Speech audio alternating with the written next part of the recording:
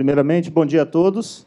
É uma satisfação ver essa casa cheia, né? Bastante corretores interessados aqui no mercado imobiliário, nas atividades privativas do corretor e nesse novo nicho de mercado que se abre para o corretor, que é a perícia judicial. Então, antes da gente entrar no foco específico do curso, que é o perito judicial, vamos falar um pouquinho das atividades, vamos falar um pouquinho da evolução histórica, quanto tempo que existe essa profissão, desde quando ela é regulamentada, qual a lei que regulamenta essa profissão. Acho que é interessante a gente trazer esse conhecimento para vocês. Temos corretores aqui, como no início falaram, primeira vez que está participando aqui hoje desse ponto de partida, primeira vez que comparecem aqui. Tem corretores aqui com mais de 5 anos de atividade profissional? Mais de 10 anos de atividade profissional? Opa, então só me cabe ir subindo um pouquinho mais, né? 15 anos? Que maravilha! 20 anos de corretagem já? Olha que beleza! E quem está começando a profissão agora? Aí, tá vendo? Temos uma sala bastante mista, para quem está começando a profissão agora e para quem já está aí no mercado há bastante tempo. E por falar nesse mercado há bastante tempo, desde quando vocês entendem ou que vocês imaginam que essa profissão existe, a profissão do corretor de imóveis? 30, 40, 50, 60 anos? Mais de 50 anos?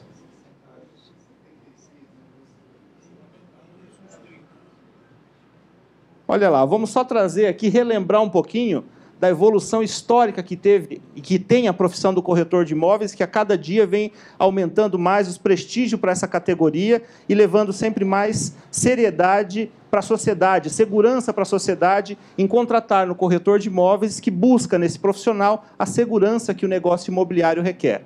Então, olha lá, desde 1937 já existia a profissão do corretor de imóveis, muito embora ela não fosse regulamentada. Não existia uma lei que regulamentava a atividade profissional, não existia sindicato. Antes de sindicato, antes de CRECE, existiam associações de corretores de imóveis. Eram profissionais que se agrupavam, que se reuniam com o intuito de apresentar aquele que queria comprar, aquele que queria vender, aí reconheciam aquela atividade, davam uma gorjeta ali para aquela pessoa, e aí isso foi tomando força na nossa sociedade. E aí foi se tendo, então, o quê? A primeira associação do corretor de imóveis lá no estado do Rio de Janeiro, depois São Paulo, Curitiba, Minas Gerais, e assim para todos os nossos estados da federação. Associações de corretores de imóveis. Não estamos falando de lei, não estamos falando de sindicato. Até que essas associações foram tomando tamanha força, a sociedade foi entendendo da existência desse profissional, que essas associações foram conseguindo, junto ao Ministério do Trabalho, a carta patente para se tornarem sindicatos. Então, antes de CRECE, começaram, então, o quê? Os sindicatos. Sindicatos dos corretores de imóveis, uma categoria formada, já uma categoria reconhecida no mercado e reconhecida na sociedade. E isso, então, aconteceu desde 1937 a 1962. Por que 62? Porque, olha lá, a primeira lei que reconheceu e que regulamentou a profissão do corretor de imóveis é do ano de 62. 4.116 de 62, a primeira lei que regulamentou a profissão do corretor de imóveis em nível nacional aqui no Brasil. E ela vigorou até 62, e ela foi revogada. Por que ela foi revogada? Vocês conheciam dessa lei, dessa primeira lei, 4.116 de 62? Não conheciam? Hoje, a lei que regulamenta a profissão e que está em vigência até hoje é a Lei 6.530 de 78, que é regulamentada pelo Decreto Federal 81.871/78. Mas antes dessa lei de 78, eu tive lá a de 62, que vigorou até 1978, com o advento da nova lei que veio em substituição a ela. Mas por que ela precisou ser revogada se ela vigorou aí por tantos anos no mercado? Não existia nessa lei 416 a grade curricular do profissional. Qual era o requisito para esse profissional se tornar um profissional corretor de imóveis? Não regulamentava essa situação. E ela, então, foi considerada pelo Supremo Tribunal Federal como parcialmente inconstitucional. E na mesma semana que ela foi considerada inconstitucional, parcialmente inconstitucional, naquela mesma semana aconteceu lá no Congresso Nacional o advento da lei, né, a lei que veio substituir a 416, que é a Lei 6.530 de 78. E ela está em vigência até hoje. Então, se alguém perguntar, o corretor de imóveis é uma profissão regulamentada por lei? Sim, e há bastante tempo. Desde 1962 que ela é regulamentada por lei. A primeira lei, então, foi revogada, e a que está em vigência hoje é a 6.530 de 78. E ela é regulamentada, aquilo que ficou omisso na lei, veio o decreto para regulamentar, para trazer algumas informações que a lei ficou omissa. Então, hoje que nós temos em vigência, Lei 6.530 de 78 e também o Decreto Federal 81.871/78. Então, olha lá a evolução. Nós estamos falando desde 1937, já chegamos a 1978. E alguma novidade de 78 para cá?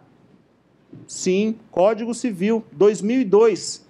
Em 2002, veio um capítulo todo especial para a parte de corretagem, artigo 722 ao artigo 729, coisa que no Código Civil anterior, de 1916, não havia previsão nenhuma com relação ao contrato de corretagem.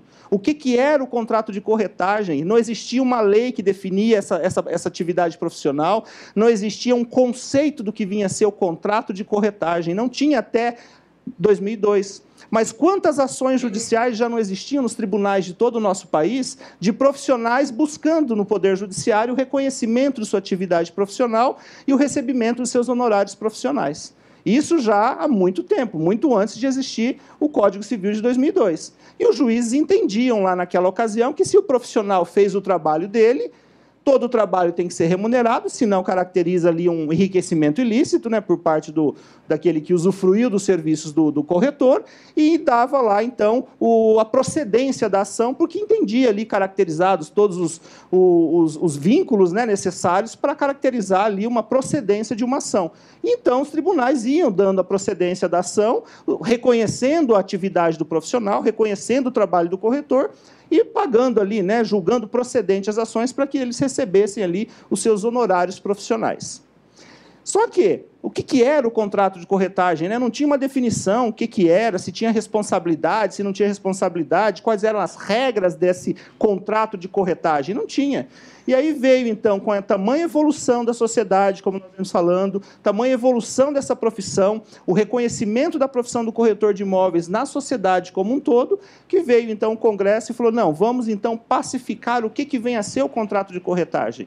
E ali trouxe o conceito, lá no artigo 722, que é uma pessoa não ligada a outra em virtude de mandato, ou seja, o corretor não é um procurador nem do comprador e nem do vendedor, é uma pessoa que se obriga ali a vincular, a conseguir um ou mais negócios de acordo com as instruções que lhe forem concebidas.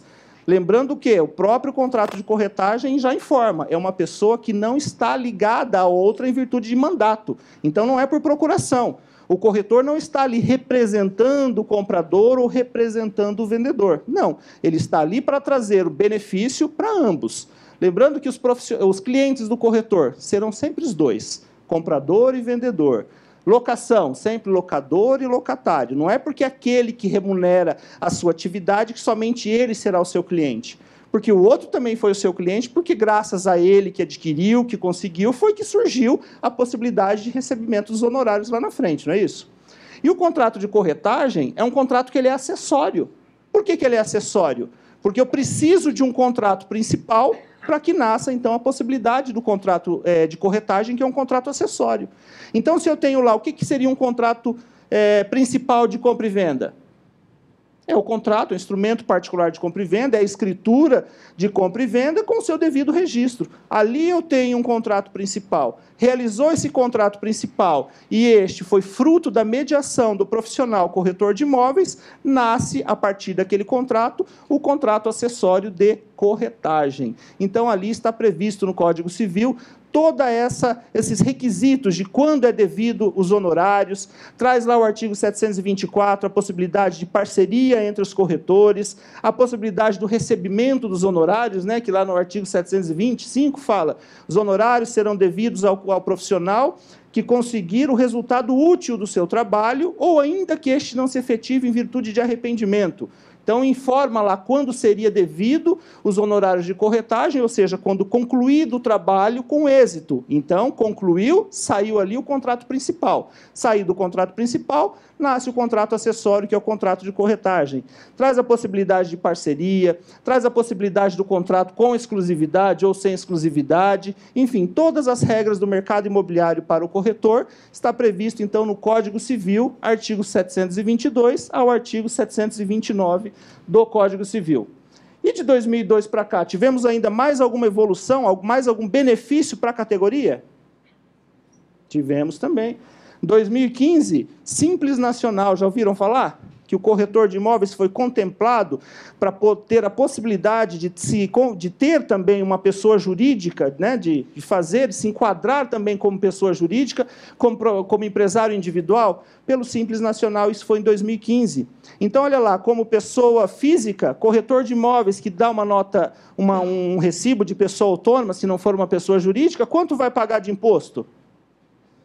Quanto que é a mordida do leão? 27,5%, não é isso? Ao passo que, se constituir uma pessoa jurídica pelo Simples Nacional, poderão pagar ali 4%, 5%, 6%, até o limite de 14%, a depender do quê? Do volume de negócios realizados dentro de um exercício anual. Então, olha lá, se eu tiver que pagar 27,5%, ou eu tenho que pagar 6%, 8%, 10%, olha a diferença que a gente está deixando de pagar para o governo, e é um dinheiro que está deixando dentro do bolso da gente, que vai ficar dentro de casa, que a gente poderá usufruir com a nossa família de uma maneira muito mais tranquila, não é isso? Então, mais uma possibilidade, mais um benefício para toda a categoria. Tá? E falando ainda mais de benefício, também em 2015 veio o advento do novo Código de Processo Civil. Né? Não que no Código Civil anterior não havia a possibilidade do perito judicial, já existia. Mas com o advento agora de 2015, os corretores de imóveis têm ganhado uma visibilidade muito maior nesse nicho de mercado, a ponto dos juízes estarem nomeando corretores de imóveis para realizar essas perícias judiciais. Porque a sociedade, e o juiz também faz parte da sociedade, tem entendido que o profissional apto para avaliar, para atribuir valor de mercado de um imóvel, esse profissional é o corretor de imóveis. Afinal de contas, ele estudou para isso. A formação técnica profissional deste profissional corretor de imóveis é capaz, então, de gerar essa prova judicial, que seria a prova de uma perícia. Tá certo?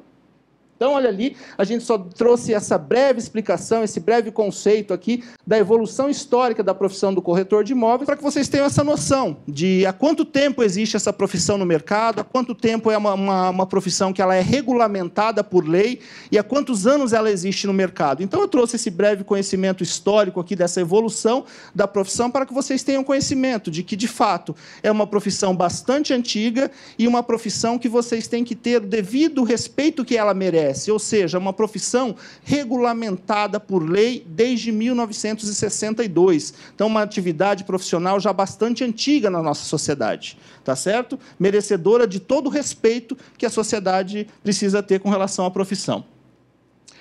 Vamos falar um pouquinho, então, das atividades privativas do corretor de imóveis, ou seja, aquela que só pode ser exercida por este profissional, que, se for exercida por pessoas que não preenchem os requisitos necessários para serem corretores de imóveis, estarão cometendo ali um ilícito penal, qual seja a contravenção penal, o exercício ilegal da profissão. O exercício ilegal da profissão do corretor de imóveis é o mesmo decreto que define lá o exercício ilegal da profissão do médico, do dentista, enfim. A atividade de exercício ilegal da profissão é um decreto da lei das contravenções penais, isso para todas as profissões. E para o corretor de imóveis não é diferente. Então, a seriedade que tem essa profissão, a necessidade que tem que ter esse profissional de conhecimentos técnicos específicos é o que traz a segurança que a sociedade merece desse profissional. Imaginem vocês, uma pessoa que vai comprar um imóvel com uma pessoa que não é um corretor de imóveis, que não tem o conhecimento técnico suficiente, que não sabe nem verificar uma escritura de um imóvel, saber que existem inúmeras certidões para tirar numa venda de imóvel de terceiro e acaba causando um prejuízo lá para o seu cliente. Olha que uma venda desse porte, nessa situação, o prejuízo que pode causar para o consumidor, para a sociedade, isso mancha toda uma categoria, porque ele vai falar, não, eu fiz com um corretor. Mas será que era corretor de imóveis? Será que esse cidadão exigiu daquele profissional a sua identificação como profissional para depois fechar o negócio e realizar o negócio? Então, a sociedade hoje está ficando bastante esperta e cautelosa também no sentido de fechar um negócio. Hoje o cliente sabe com quem que ele está fechando o negócio, hoje o cliente conhece do produto que ele quer comprar, às vezes conhece melhor aquele produto do que o próprio profissional. Por quê? Porque ele está pesquisando o mercado, ele está atrás, ele sabe exatamente o imóvel que ele quer, as características do imóvel que ele quer. Hoje, as pessoas, para fazerem uma visita do imóvel, ele tem praticamente certeza de que aquele imóvel vai se enquadrar dentro das suas necessidades. Caso contrário, ele não vai nem perder tempo em lá reconhecer. Isso levando-se em consideração inúmeros fatores, né? Localização, idade do imóvel, quantos metros quadrados, vaga de garagem, enfim. Isso daí vocês conhecem muito bem esse mercado, como funciona. Mas vamos lá. Profissional corretor de imóveis pode trabalhar na intermediação. Eu sempre pergunto para os meus alunos, corretor de imóveis vende o quê? Vende serviços, vende conhecimento, né? Porque quem que vende o imóvel? É o vendedor. Quem compra é o comprador. O corretor é aquela pessoa que está ali no meio, que vai trazer a facilidade para concluir aquele negócio de uma maneira muito tranquila e com sucesso. Então, o corretor vende serviço para os seus clientes, não é isso? Vende as informações, vende o conhecimento técnico que ele buscou e que ele reconhece e que ele busca no mercado profissional, para levar o quê? Tranquilidade para os seus clientes. Então, o corretor de imóveis trabalha na intermediação da compra, venda, permuta, locação, o que mais?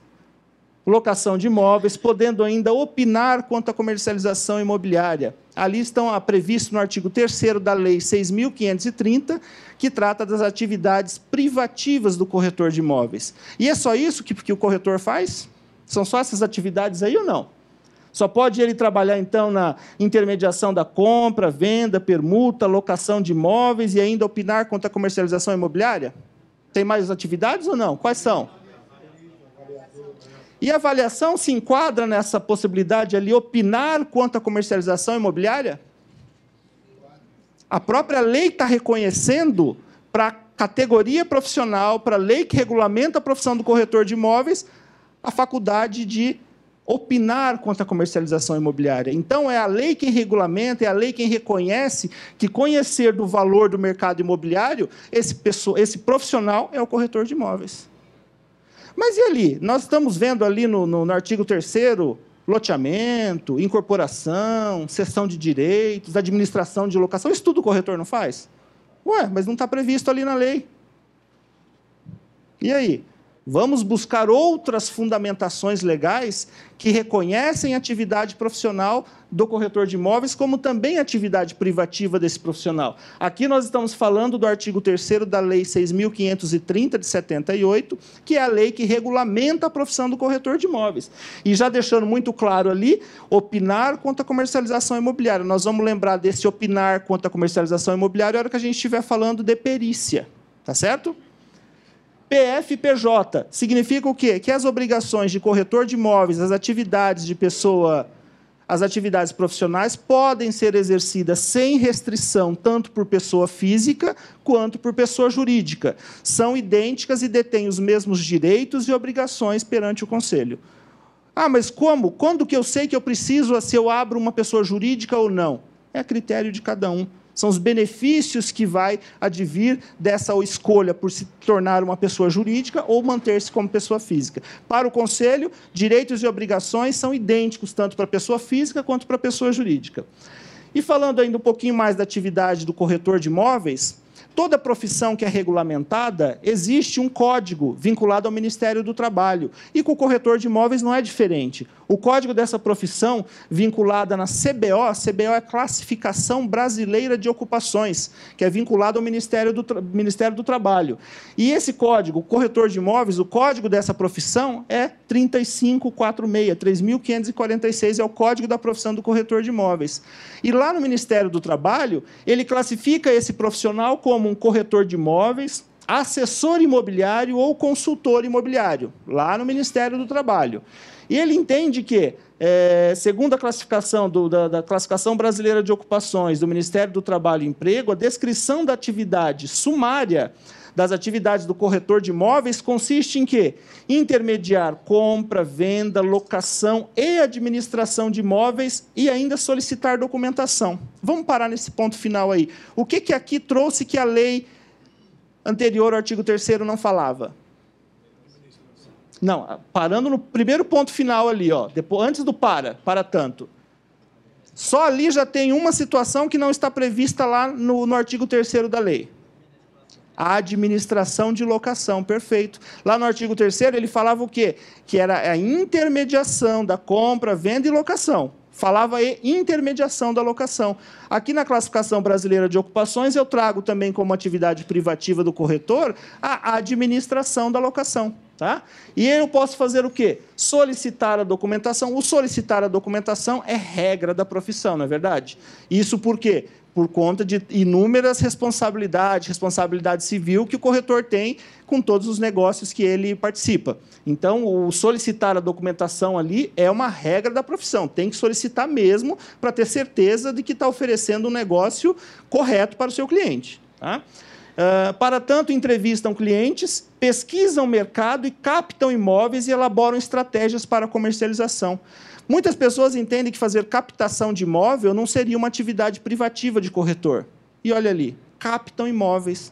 Se captam imóveis está previsto lá no CBO, Classificação Brasileira de Ocupações, entendemos que é uma profissão privativa, uma atividade privativa do corretor de imóveis.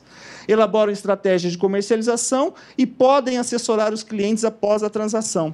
Esse podem assessorar os clientes, substitui essa palavra podem por devem. Porque eu acho que é muito importante, quando vocês terminam de realizar aquele negócio, para vocês sempre terem um feedback do cliente de vocês. Então, sempre que realizou um negócio, concretizou um negócio, mantenha aquele vínculo com aquele cliente. Porque saibam que de um negócio bem feito, outros 3 virão só daquele cliente. É assim o mercado. Por quê? Porque a pessoa vai se sentir confiante, vai ter credibilidade naquele profissional. Por quê? Porque realizou o sonho dele, da vida. Qual que é o sonho de todo mundo, gente? É a casa própria. Vocês trabalham com esse sonho. É lógico, às vezes esse sonho pode se tornar um pesadelo, mas existem os corretores para que realmente façam que seja um sonho de cada um e estão trabalhando na conquista desse sonho, que é a casa própria. Então, ali... Classificação Brasileira de Ocupações, o código de atividade dessa profissão 3546, além da administração de locação, entrevistam clientes, pesquisam e faz captação de imóveis. E não para por aí. Ainda temos mais atividades privativas do corretor de imóveis. Resolução do Conselho Federal 327 de 92, artigo 1º. Constituem atos privativos da profissão do corretor de imóveis os de intermediação nas transações em geral sobre o imóvel. Olha aqui, agora aqui eu já falei, qualquer transação que envolver imóvel é o corretor de imóveis que é o profissional capaz para resolver, né, para participar. Em geral sobre imóveis, inclusive na compra, venda, promessa de compra e venda, cessão, promessa de cessão, permuta, incorporação, loteamento e locação. Olha lá como ampliou o ramo de atividade do corretor de imóveis. Aqui agora eu trouxe a possibilidade da promessa de compra e venda, cessão, promessa de cessão, permuta já havia previsão lá na lei, incorporação e loteamento. São todas as atividades que o corretor pode trabalhar.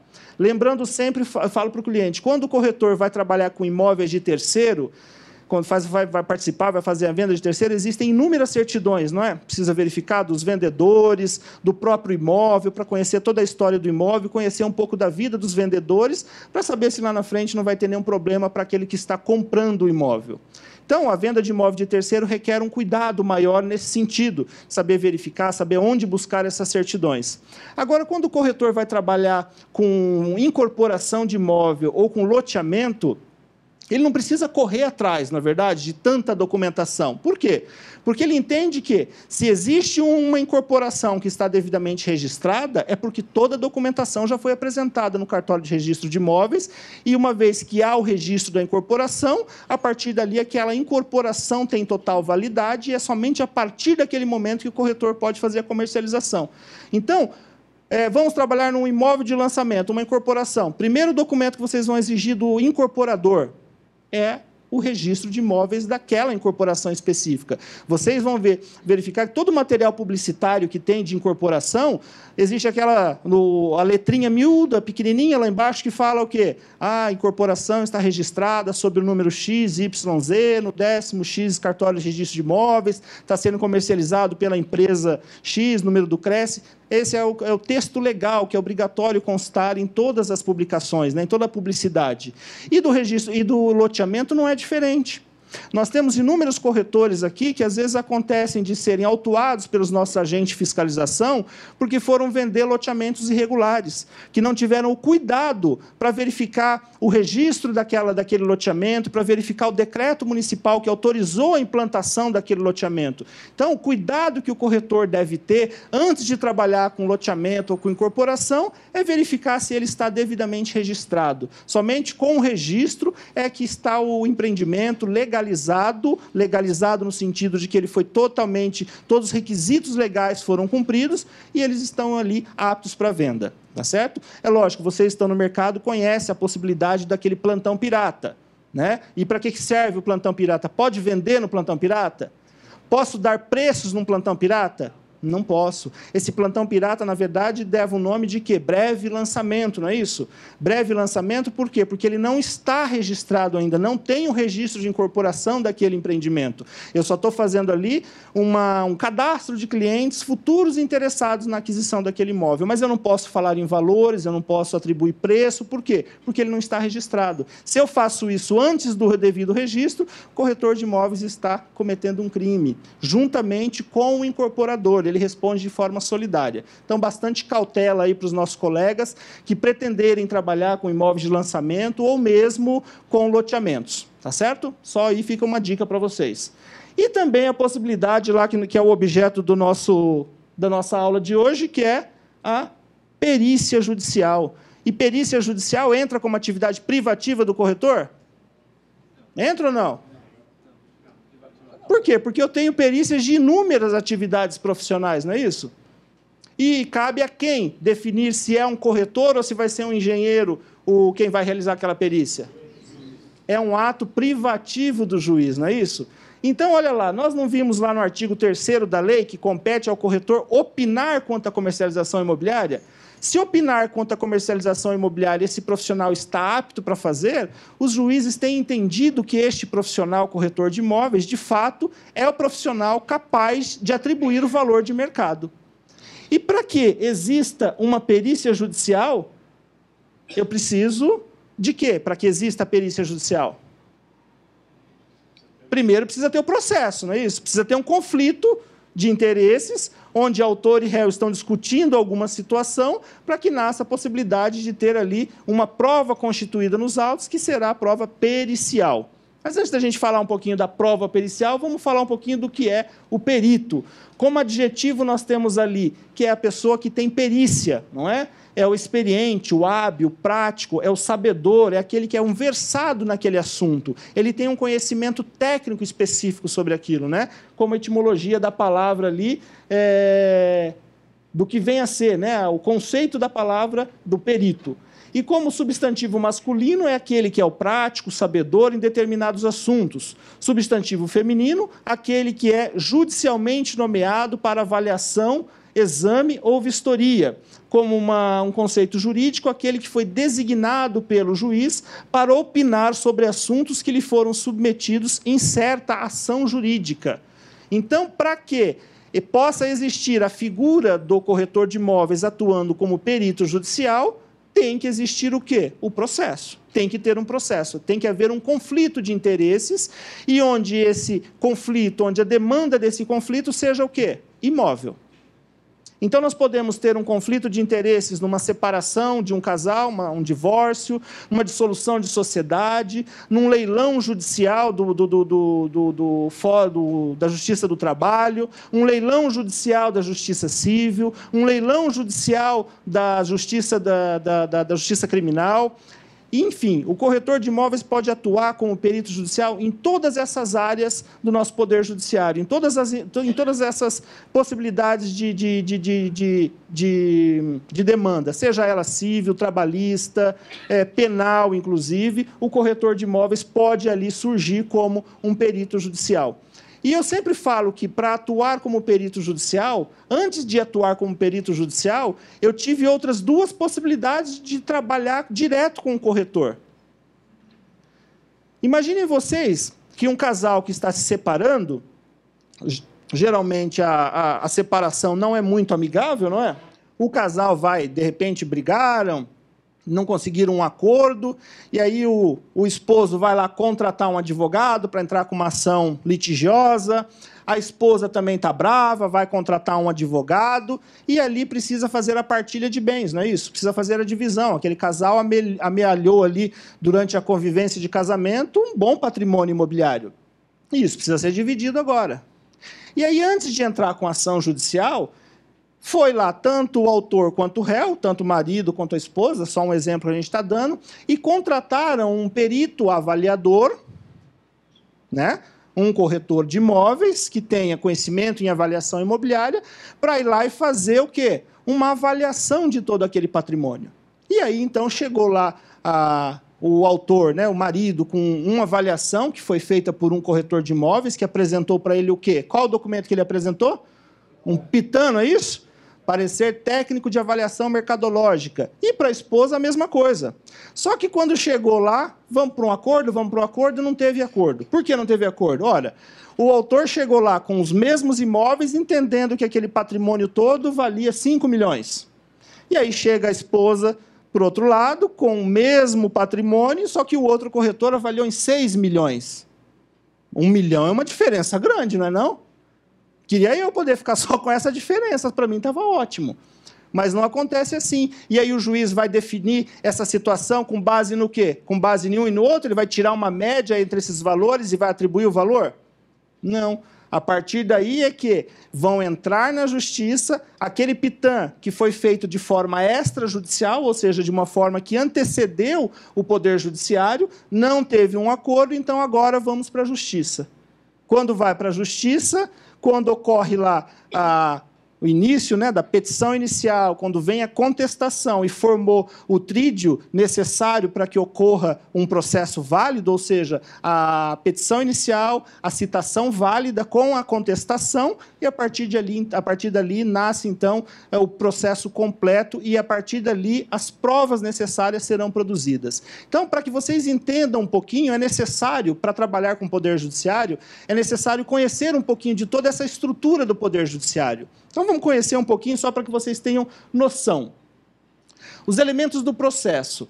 Sendo o perito, o profissional que, nomeado pelo juiz, atuará na produção técnica da prova pericial pelo seu exame, sua vistoria ou sua avaliação, deve interagir adequadamente com os elementos envolvidos no processo de modo geral, dentro do âmbito do judiciário. Sendo o quê? O que eu preciso para ter um poder, para ter um conflito? Eu preciso de um fato jurídico. O fato jurídico é um acontecimento natural, voluntário, que pode criar, modificar, extinguir algum direito. Então, é aquilo que, decorrente de uma origem natural ou humana, gera alguma consequência jurídica.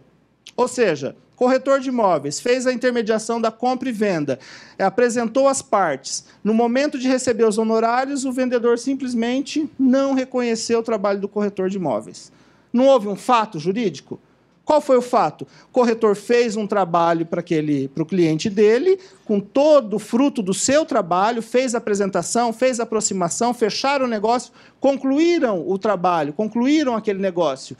Somente depois de pagar os honorários para o corretor, o proprietário simplesmente não reconhece a sua atividade. É um fato jurídico, é uma atividade humana que gerou uma consequência jurídica. Qual a consequência jurídica que gerou? O direito do corretor em receber os seus honorários, uma vez que o trabalho foi concretizado graças ao fruto do seu trabalho. Então, agora vai ocorrer o quê? Um ato jurídico. O que é esse ato jurídico? Ato jurídico é decorrente da vontade, né, devidamente manifestada por uma pessoa, por um processo, e é proposta uma ação. Então, significa o quê? Aconteceu um fato, eu preciso de um ato jurídico. O ato é o quê? É o profissional, o corretor de imóveis, no caso do exemplo que eu dei, procurar um advogado e ingressar com a devida ação para receber os seus honorários, para fazer aquele direito, que é um direito subjetivo, convalidar ele num direito objetivo e fazer valer os seus direitos de profissional e receber os seus honorários. Então, nós estamos falando de um fato, de um ato jurídico e as partes do processo. são quem? Aqueles que estão diretamente envolvidos no conflito. Né? Seja se for as partes, num caso desse do exemplo que eu dei, vai ser o corretor contra quem? Contra o proprietário do imóvel.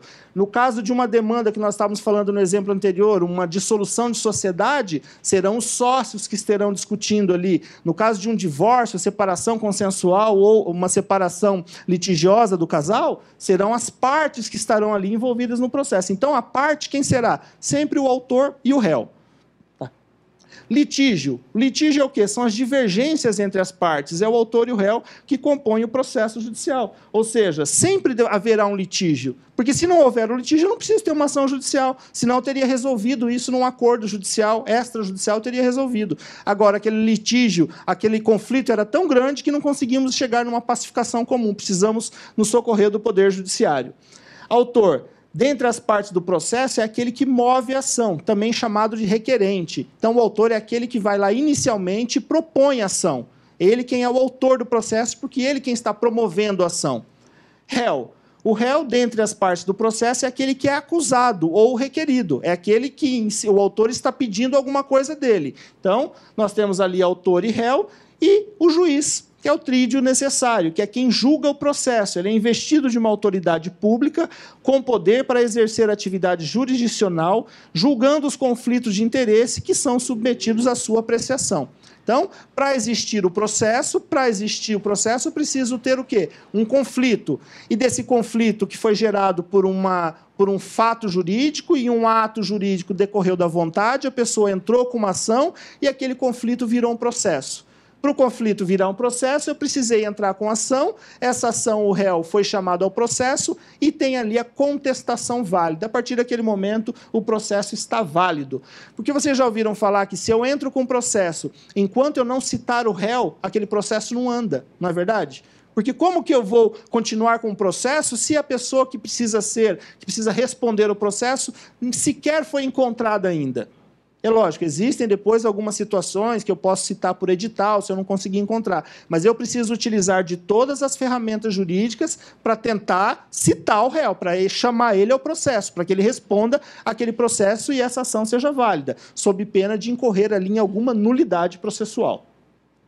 O que precisa ter também? Elementos do processo. Nós falamos das partes, autor, réu, juiz, e temos também, que faz parte de toda essa estrutura do Poder Judiciário, nós temos o escrivão. O escrivão é aquele que está lá no cartório onde o juiz trabalha, no cartório da vara em que ele está vinculado. É o profissional responsável por redigir os trabalhos do ofício, praticar os atos jurídicos e executar as tarefas inerentes ao ofício do foro judicial previstas em leis e em regulamentos. Essa é a atividade do escrivão. Em toda vara judicial terá lá um escrivão, um diretor do cartório específico, e nós vamos falar um pouquinho mais sobre ele ali adiante. A vara também chamado de juízo, julgado ou juizado, constitui a jurisdição de um juiz, a área de atuação definida de cada juiz, correspondendo a um tribunal ou a um desdobramento de um tribunal. E o tribunal? Tribunal é o órgão cuja finalidade é exercer a jurisdição, ou seja, resolver litígios com eficácia de coisa julgada, podendo ser composto por um ou mais juízes. Lembrando que, se um recurso for encaminhado para o Tribunal de Justiça, serão sempre 3 juízes desembargadores quem analisarão aquele processo e farão ali o acórdão, que é a decisão de segunda instância daquele processo. O contencioso, o que dá ou pode dar lugar à contestação ou discussão, é o conflito em geral, né? Na via judicial, sendo a jurisdição do juiz ou tribunal para julgar uma questão que resulta da contestação, tendo a seu cargo os negócios litigiosos. Isso é o contencioso, sempre em que houver o que é um conflito de interesses. Aquele que acha que tem direito, o outro acha que também tem o mesmo direito que o outro. E aí, quando ocorre esse conflito, para na justiça e somente o juiz vai definir aquele que tem o melhor direito, não é? Coloca lá naquela balancinha que é símbolo da justiça, aquele que pende mais a justiça, que pende mais o direito, aquele terá direito daquela demanda, né? E o juiz, se o juiz assim definir. Nós estamos falando do magistrado, que é o juiz, é o membro do Poder Judiciário, investido de autoridade judiciária, ou seja, todos os juízes de direito. Tá? E o cartório? O cartório é o local, é a vara onde se encontra toda espécie de ofício judicial, sendo o escrivão o seu responsável. Então, aqui nós estamos demonstrando todas essas atividades para vocês terem uma noção de que trabalhar com a perícia judicial, vocês terão que entender sobre toda essa estrutura do Poder Judiciário. Porque, da mesma forma como advogados, o perito judicial não vai ter vida, vai ter prazo. Porque advogado tem que cumprir prazo. Para o perito não vai ser diferente. Também tem que cumprir os prazos, e a gente vai falar um pouquinho deles agora adiante. Então, resumindo as fases do processo, o processo judicial é convencionalmente conduzido pelas seguintes fases, salvo quando a ocorrência de situações não previstas que possam exigir ali providências diversas. Mas, no geral, o processo ocorre com o quê?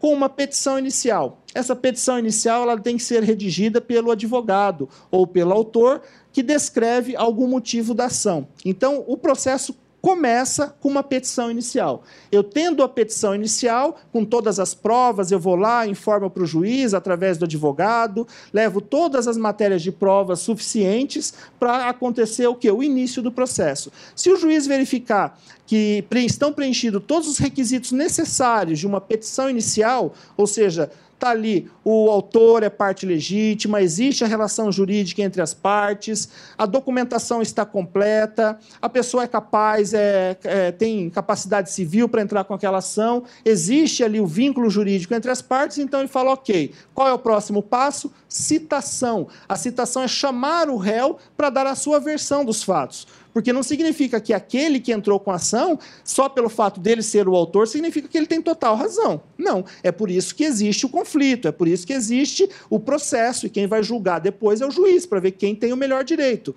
Então, com a citação, ocorre o chamamento do réu ao processo. Somente com a vinda dele, ou seja, somente com a entrada do réu no processo, é que é considerado a citação válida, e o processo, então, a partir dali, começa a caminhar dentro das normas legais, ou seja, o que precisaria ter a petição inicial e a contestação, ou seja, o vínculo daquelas partes já foi, então, reconhecido com a resposta do réu, que é chamada de contestação, que ela é redigida pelo réu, chamado de, contendo ali a sua defesa, no Poder Judiciário, contestação.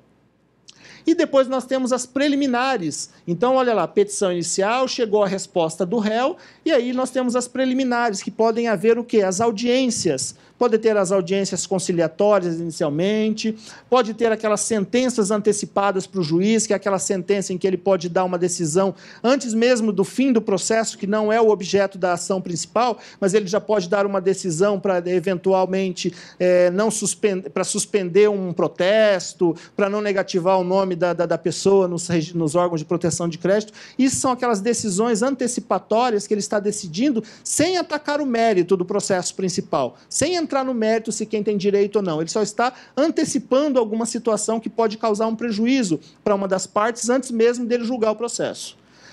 Então, ali nessas preliminares, pode ocorrer ali a fase da perícia, que são as diligências e as provas periciais. Depois dessas perícias, vem o quê? A instrução e julgamento, que é a audiência para conclusão do processo, e, por fim, nós temos a sentença do juiz, que é o ato final definido pelo juiz de primeira instância.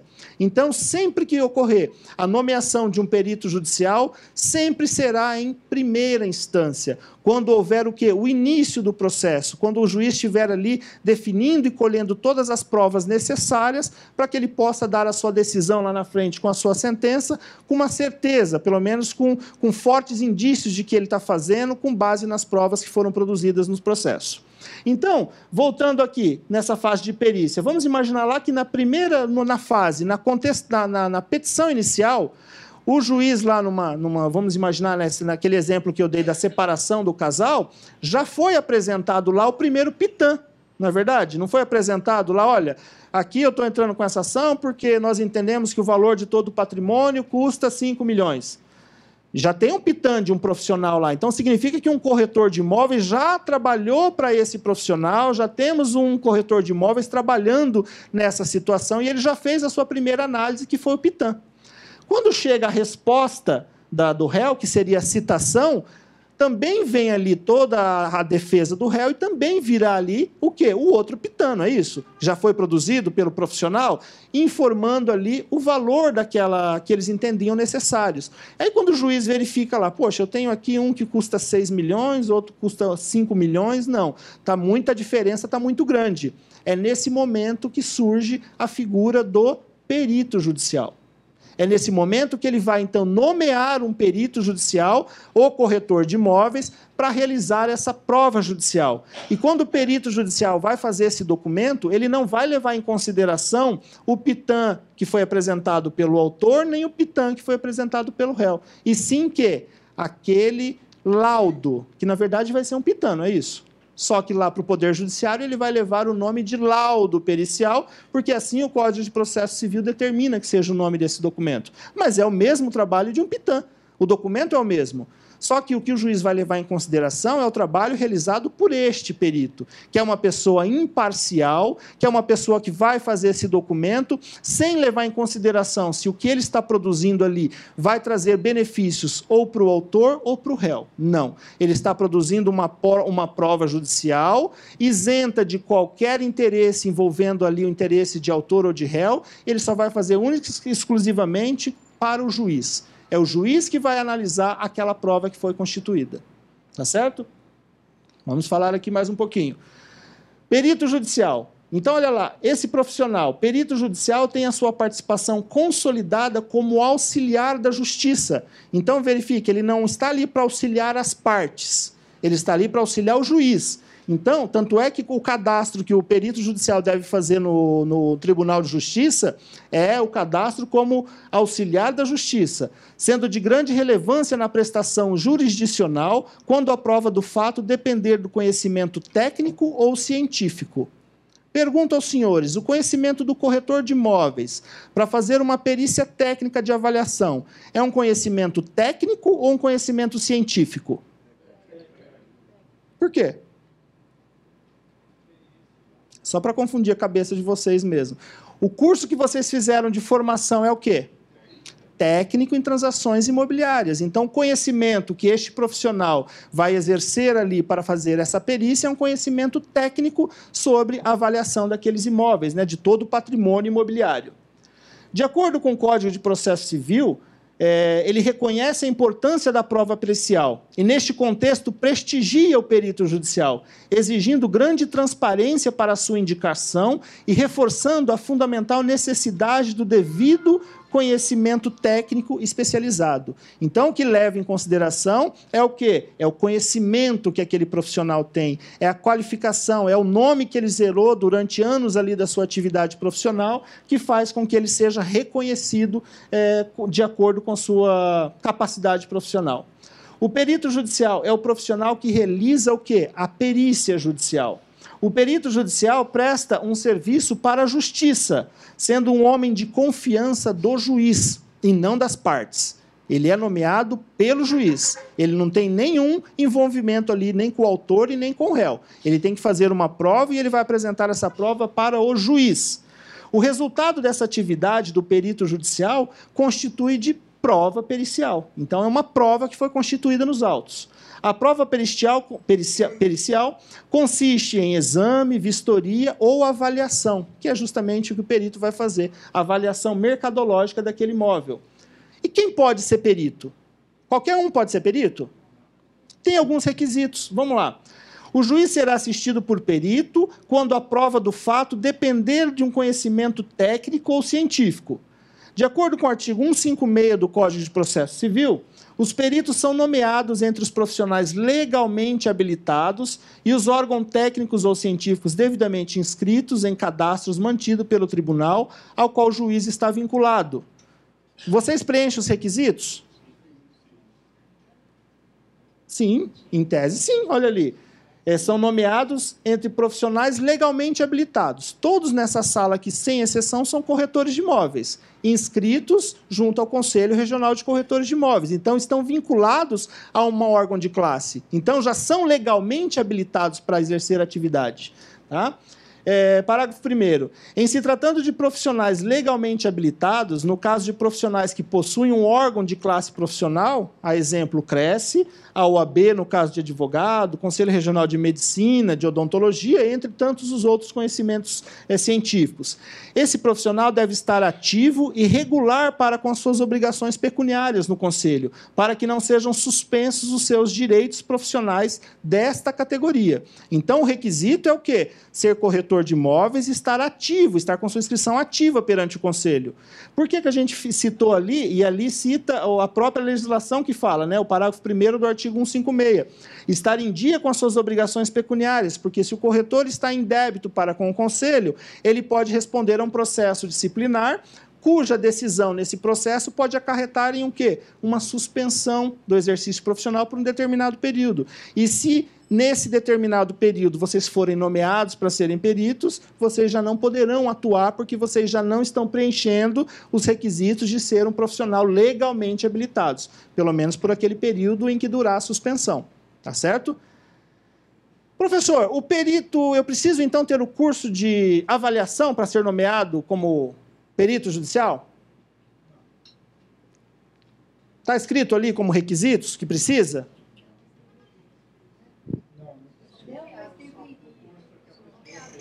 Eles são nomeados. Mas aí o juiz que vai nomear, ele vai verificar se aquele profissional tem o CNAE ou não. A regra ali não diz que tem que ter o CNAE. Não fala. Tem que ser um profissional legalmente habilitado, nos órgãos de classe e cadastro mantido lá no Tribunal de Justiça. Agora falo para vocês, quando nós vamos verificar ali, que é o momento de vocês se apresentarem para o juiz, para fazer aquele cadastro direto lá no cartório dele, que ele trabalha, vocês vão apresentar o currículo de apresentação. Nesse currículo vocês vão informar se vocês têm o CNAE ou não têm o CNAE, não é isso? E se ele tiver que escolher um profissional que tem o CNAE e outro que não tem o CNAE, quem ele vai escolher? Por óbvio. Ele precisa de escolher um profissional que detenha um conhecimento técnico específico para fazer aquela prova judicial que ele precisa. Então, muito embora não esteja previsto ali como um requisito ter o CNAE, é importante que este profissional tenha um CNAE. Por quê? Porque ele vai se diferenciar no mercado como um plus na profissão, como uma especialização que ele teve no seu nicho profissional. Do mesmo jeito eu. Chegar alguém para mim e falar assim, você é advogado, você pode tirar ali, o fulano foi preso, você pode verificar aquela situação para mim?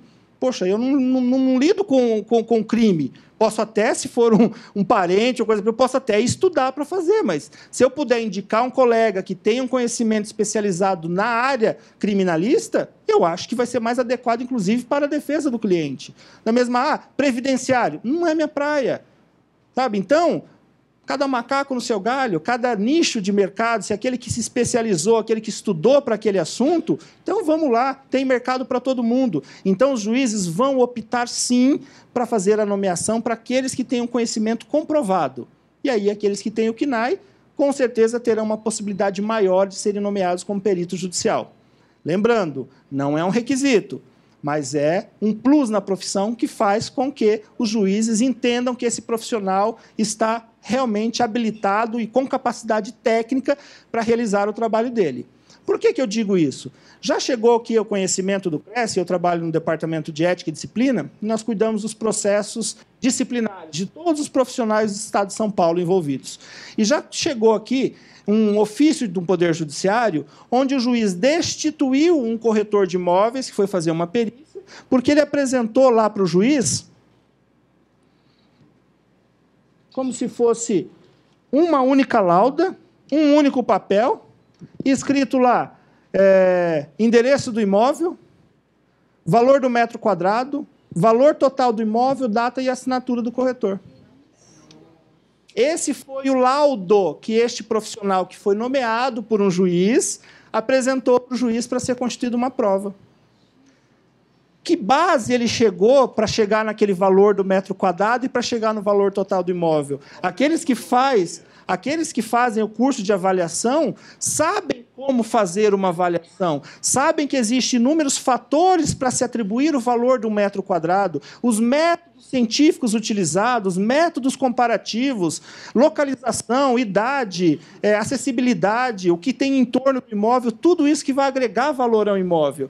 E isso tudo estava previsto naquele único documento? Não. O que o juiz fez? Destituiu aquele perito judicial, comunicou o CRECE através de um ofício com aquele documento para que o CRECE tomasse as providências ético-disciplinares contra aquele profissional que se prestou a realizar um trabalho para o qual ele não estava preparado para fazer. Por isso, nós aqui, com base nessas situações, que a diretoria do Conselho falou, não, então, já que os juízes estão entendendo que o corretor de imóveis é a pessoa apta para exercer o valor de mercado, que tem esse conhecimento técnico, então vamos fazer um curso para capacitar esses profissionais.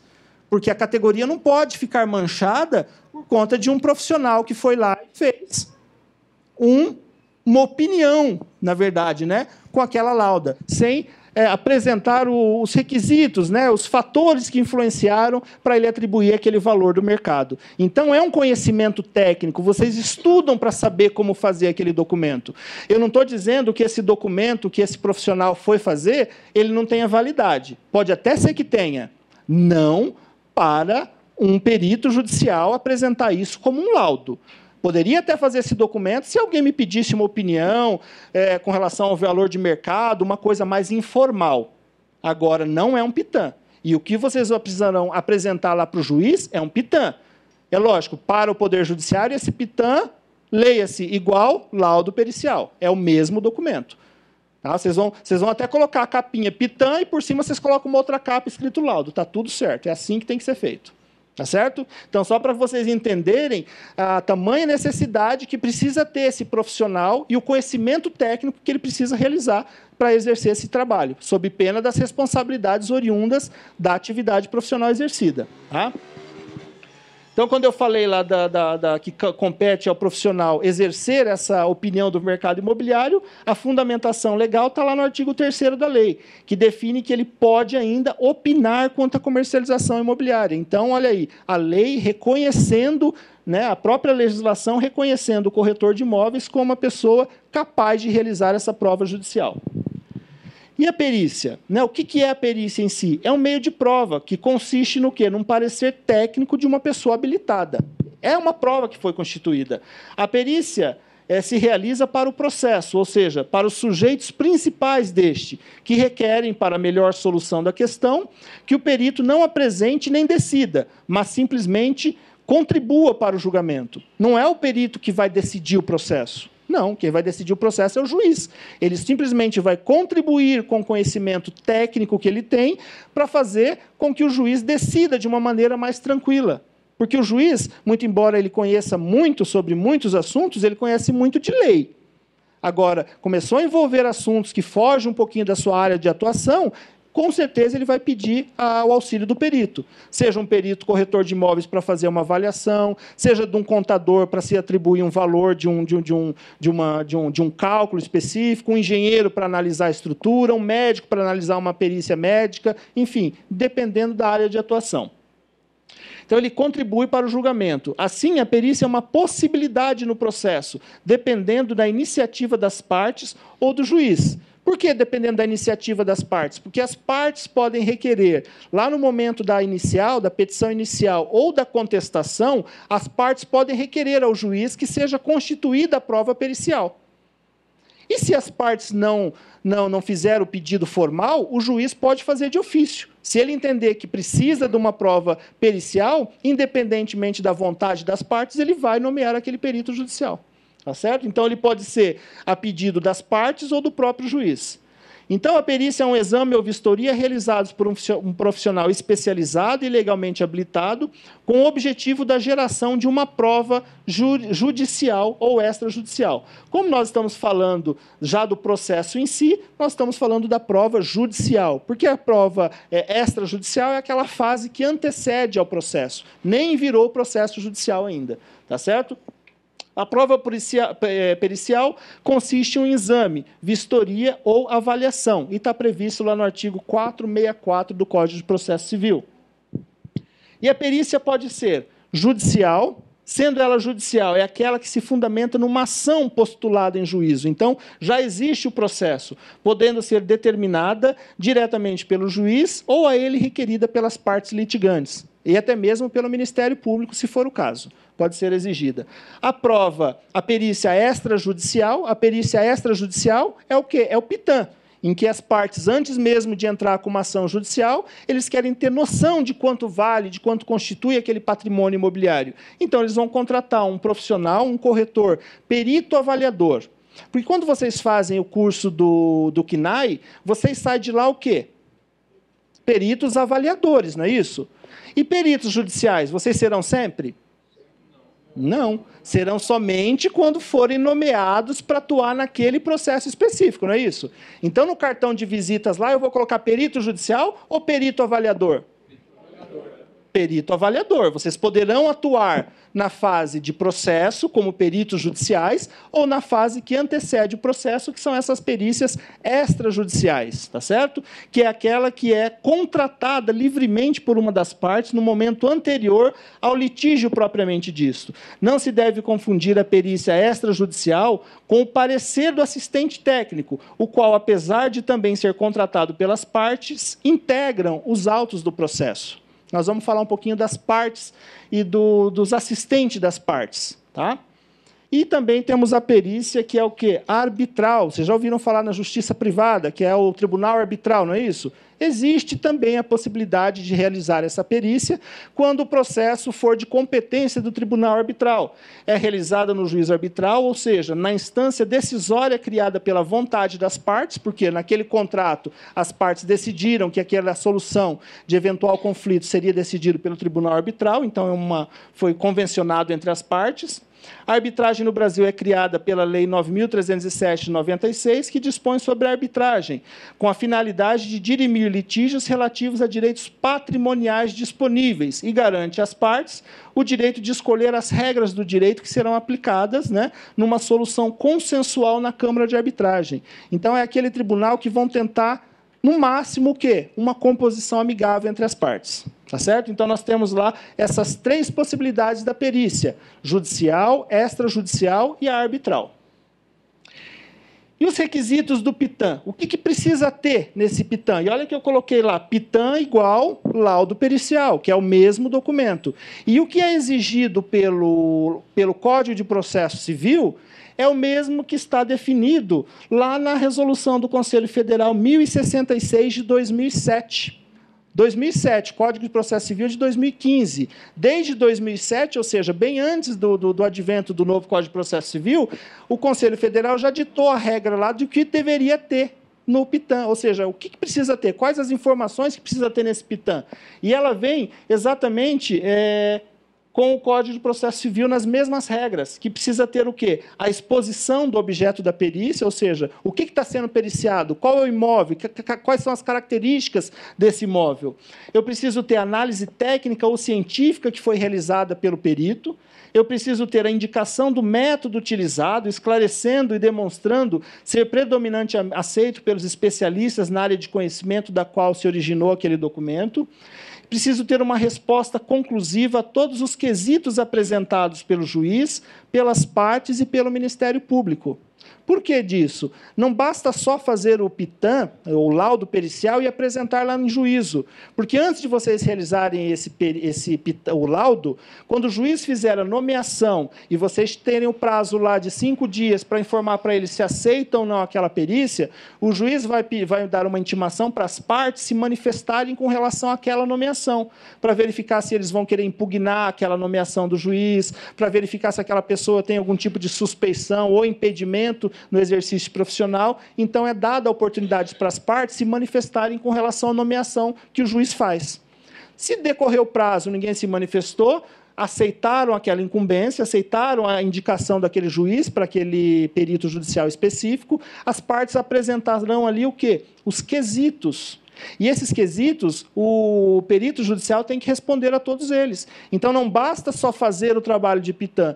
Quando as partes apresentarem os quesitos, e aí as partes poderão, tanto o autor quanto o réu, eles apresentarão os quesitos, que são o quê? São perguntas. E, geralmente, essas perguntas são lá, qual foi a metodologia utilizada, com que base você chegou no valor do imóvel, inúmeras questões. Não existe limite para essas questões. É lógico, o juiz poderá definir aquela que é impertinente ou não. Tá certo? Mas eles poderão, é uma faculdade que compete às partes no processo fazer. E quem farão esses quesitos?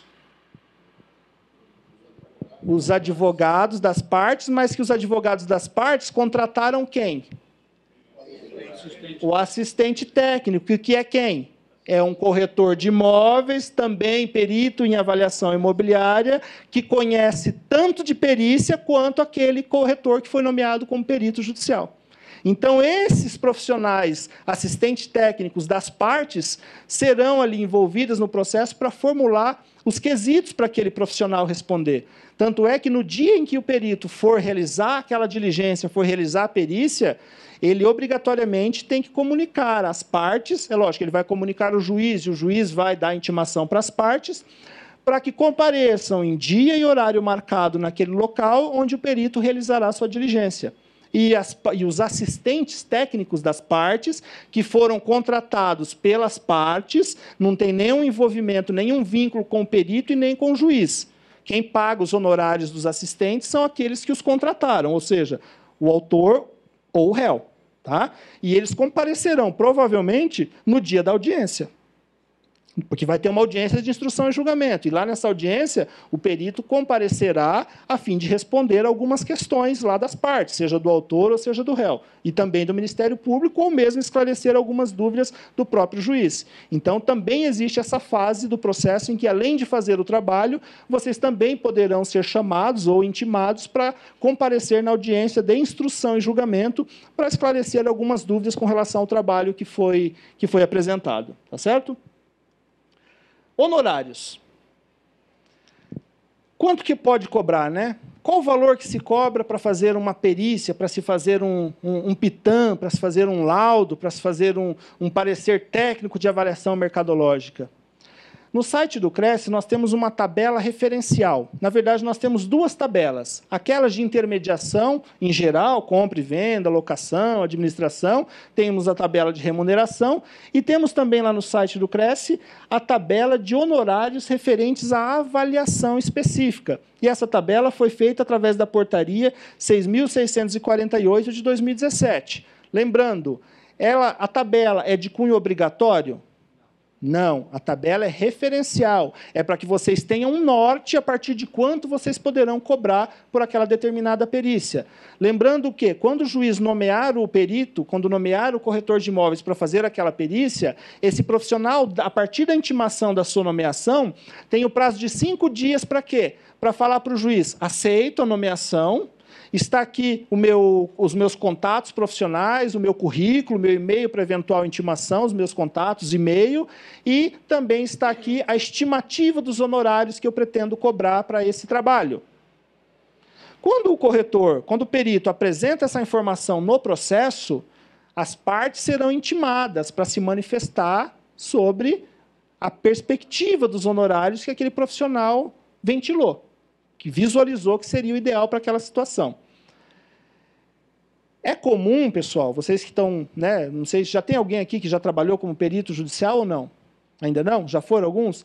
Vocês que já trabalham já devem ter observado que existem inúmeras intimações, cada juiz é um juiz, cada cabeça é uma sentença, que o mesmo Código de Processo Civil é um só, mas ele é interpretado de acordo com o conhecimento técnico de cada juiz. Por que eu estou dizendo isso? Porque terão situações, e quando vocês forem nomeados, que o juiz vai já pular essa fase de pedir para que vocês apresentem a estimativa dos honorários, e na intimação dele, na nomeação dele, ele já vai atribuir o valor. Ele mesmo vai atribuir o valor. Ou seja, ele está atribuindo o valor do seu trabalho. Injusto até pensar nisso, né? Como que ele sabe quanto que eu vou gastar, quanto que vai ser o trabalho que eu vou ter, e ele mesmo já coloca lá o valor. R$1.000, R$2.000. Quando ele já faz essa intimação, e vocês já receberam essa intimação, dizendo que você foi nomeado e já consta o valor, ou seja, só cabe vocês aceitarem ou não. Não é? Sugestão, aceita ou não? Aceita. É melhor aceitar, principalmente se for a primeira vez que você está sendo nomeado. Por quê? O importante, inicialmente, não pensem só no valor que vocês vão ganhar no início. O importante é que vocês tenham o quê? Conhecimento, que vocês se façam ser conhecidos no meio judicial. Então, imaginem que, como toda regra da profissão, como em toda profissão, antes de você comer a fruta, você precisa fazer o quê? Plantar, não é verdade? Primeiro plantar a sementinha lá, para depois frutificar, para depois crescer aquilo lá e vocês comerem o fruto. É a mesma situação. Então, quando começarem essa atividade, imagine se vocês forem, então, nomeados num processo que foi definido ali para as partes o benefício da justiça gratuita. E aí, quanto que vai ser? Aí já vem uma tabela do Tribunal de Justiça que é pago especificamente para esses casos. E aí esqueçam o valor que o juiz vai atribuir, esqueçam o valor que vocês vão informar lá para o juiz. Por quê? Porque daí o valor é tabelado. Aí vocês aceitam ou vocês não aceitam? Sugestão, aceitem.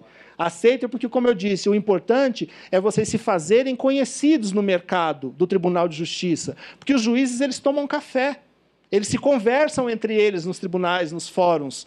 Então, tem o momento deles da confraternização deles, o momento em que eles vão lá bater um papo. E quando esse profissional faz um trabalho de responsabilidade, um trabalho ético, um trabalho imparcial e com conhecimento técnico, científico, um conhecimento técnico suficiente, esse juiz ele vai ficar impressionado com o trabalho que foi apresentado. E ele vai comentar com outros colegas. E os outros colegas também poderão nomeá-los como peritos judiciais. Então, tudo depende do quê? Da postura profissional que vocês terão frente a essas nomeações como peritos judiciais.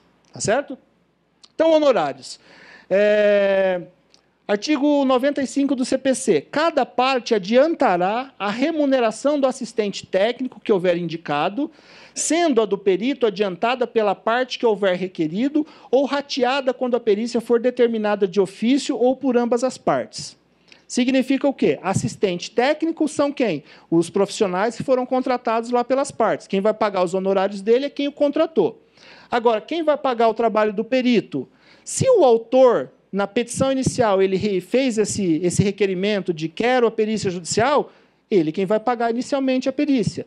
Se essa perícia foi solicitada pelo réu na contestação, ele vai pagar inicialmente essa perícia. Se ninguém solicitou, mas o juiz de ofício determinou que fosse realizada aquela perícia, esse valor será rateado entre as partes. Mas e lá no final, se o processo for procedente para o autor ou para o réu, aquele que ganhar levanta o dinheiro e quem perdeu vai ter que pagar, inclusive, as despesas processuais, as sucumbências, os honorários do advogado, que for o caso. Então, ele pode adiantar inicialmente, mas se lá na frente ele ganhar o processo, a outra parte é quem vai acabar pagando, né, arcando com esse ônus das despesas processuais. Tá? De acordo com o artigo 465, o juiz poderá autorizar o pagamento de até 50% dos honorários arbitrados a favor do perito no início dos trabalhos, devendo o remanescente ser pago ao final, devidamente corrigido. Então, vamos imaginar na hipótese de vocês, o juiz deu a possibilidade para vocês de fazer a estimativa dos honorários. Então, vocês apresentaram lá para ele, aceito a perícia, está aqui o meu currículo, meus contatos profissionais, e estimo aqui os honorários em R$5.000. Exemplo.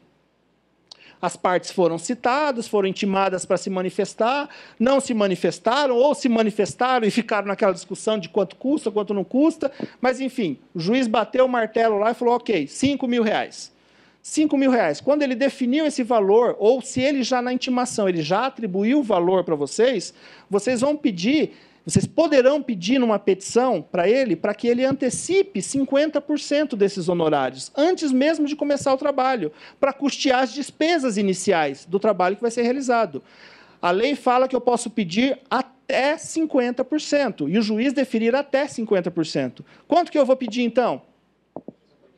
50%, se é o que a lei me garante, aí o juiz poderá deferir 40%, 30%, 20%, 25% ou 50% que eu pedi. O não eu já tenho, então eu vou pedir o máximo. Vou lá e peço, então, a possibilidade do juiz me adiantar os 50% dos honorários arbitrados lá para fazer o trabalho de perícia. E, ao final do processo, eu só vou levantar quando terminar esse processo, lembrando que esse dinheiro estará depositado numa conta judicial e esse valor será devidamente corrigido. Então, vocês não sofrerão prejuízo com relação a esse valor que está lá depositado e correndo juros pelo Tribunal de Justiça. Os prazos processuais. É muito importante, como eu disse para vocês, que, da mesma forma que perito, advogado, vocês terão prazos a serem cumpridos. E, se não cumprir prazo, tem responsabilidades. Tá? Então, o primeiro prazo, quando o juiz nomear um perito especializado no objeto da perícia, ele vai fixar um prazo para a entrega do laudo. Tá? Incumbe às partes no prazo de 15 dias, aqui eu estou falando das partes, não estou falando do prazo que é do perito judicial, aqui nós estamos falando do autor e réu. Quando houver a nomeação daquele perito, as partes terão, dentro de 15 dias, contados da intimação do despacho da nomeação do perito, em 15 dias eles têm que fazer o quê? Apresentar uma arguição de impedimento ou suspeição do perito, se for o caso. Quando que pode ocorrer isso? Ou seja, se uma das partes souber que aquele perito nomeado tem algum relacionamento de parentesco ou de amizade próxima com alguma das partes do processo. Se eles tiverem essas informações, e não basta eu alegar, eu tenho que comprovar essas informações para o juiz, as partes poderão ali alegar algum impedimento das partes. E poderão, nesse prazo de 15 dias, indicar os assistentes técnicos que comporão ali o processo, que acompanharão aquelas diligências, e também apresentar o quê? Os quesitos. Tudo isso dentro de 15 dias do despacho que o juiz nomear o perito judicial. E ciente da nomeação, agora, o perito vai apresentar em 5 dias. Ele tomou conhecimento da nomeação dele. Em 5 dias, ele tem que apresentar a proposta de honorários, o currículo com a comprovação da sua especialização, olha ali onde entra o CNAE, os contatos profissionais, em especial o endereço eletrônico, para onde serão dirigidas as intimações pessoais. Parágrafo 3º, as partes serão intimadas da proposta de honorários para querendo manifestar-se no prazo de 5 dias. Então, quando o perito informar lá para eles que apresentou o valor de R$5.000 como estimativa, e o juiz vai intimar as partes, simplesmente o despacho vai ser: manifestem-se as partes, para falar se estão de acordo com aquele valor que foi arbitrado ou não. Se não falarem nada em 5 dias, precluso o direito está. Então, não poderão mais se manifestar com relação àquele valor, e aquele valor que foi arbitrado é o valor que será realizado por aquela perícia. E, em cima dele, poderão, então, os peritos solicitarem o adiantamento aí de até 50% dos honorários. E as responsabilidades? Né? Falamos aí dos ônus, também tem os bônus agora. Aliás, os bônus e os ônus, não é isso? Então, as responsabilidades do perito judicial. No artigo 158 do Código de Processo Civil, o perito que, por dolo ou culpa, prestar informações inverídicas, responderá pelos prejuízos que causar à parte e ficará inabilitado para atuar em outras perícias no prazo de 2 a 5 anos, independente das demais sanções previstas em lei, devendo o juiz comunicar o fato ao respectivo órgão de classe para a adoção das medidas que entender cabíveis, que foi exatamente o que aconteceu naquele exemplo que eu informei para vocês, daquele pitã, na verdade, daquela opinião que foi apresentada lá para o juiz como sendo um laudo pericial.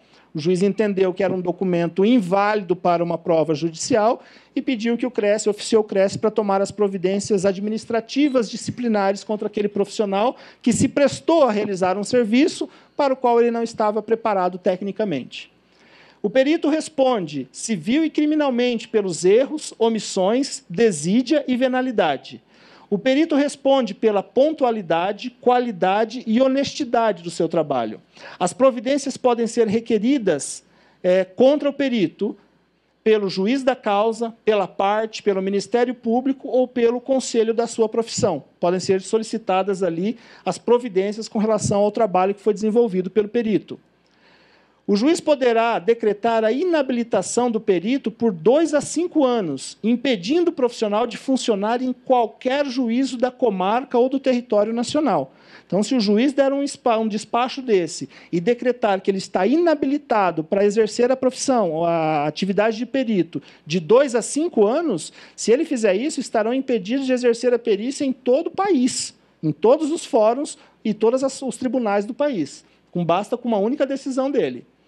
Quando ocorrer atuação culposa do assistente técnico, olha lá de quem eu estou falando agora, assistente técnico, não estou falando do perito, por negligência, imprudência ou imperícia, a parte que se julgar prejudicada poderá ajuizar uma ação de ressarcimento por perdas e danos, desde que provados os respectivos pressupostos. Tá? Isso nós estamos falando do assistente das partes. O juiz não pode aplicar as sanções administrativas aos assistentes técnicos. Não pode, pois os assistentes técnicos são os auxiliares da parte e não auxiliar da justiça. Quem é auxiliar da justiça? O perito judicial. Os assistentes técnicos são os assistentes e auxiliares das partes. Tá? Como responsabilidade criminal.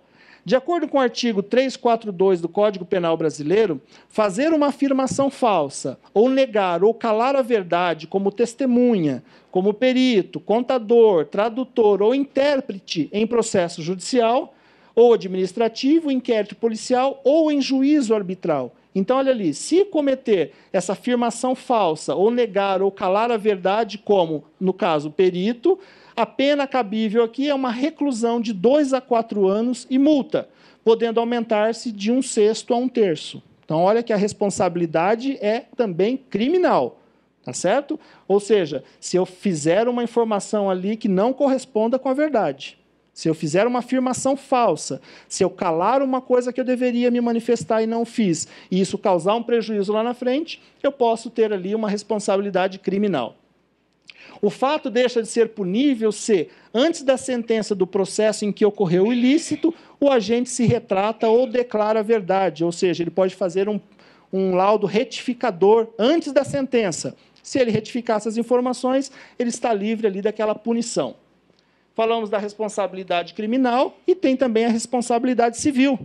Tá? Artigo 186 do Código Civil. Aquele que, por ação ou omissão voluntária, negligência ou imprudência, violar direito e causar dano a outrem, ainda que exclusivamente moral, comete ato ilícito.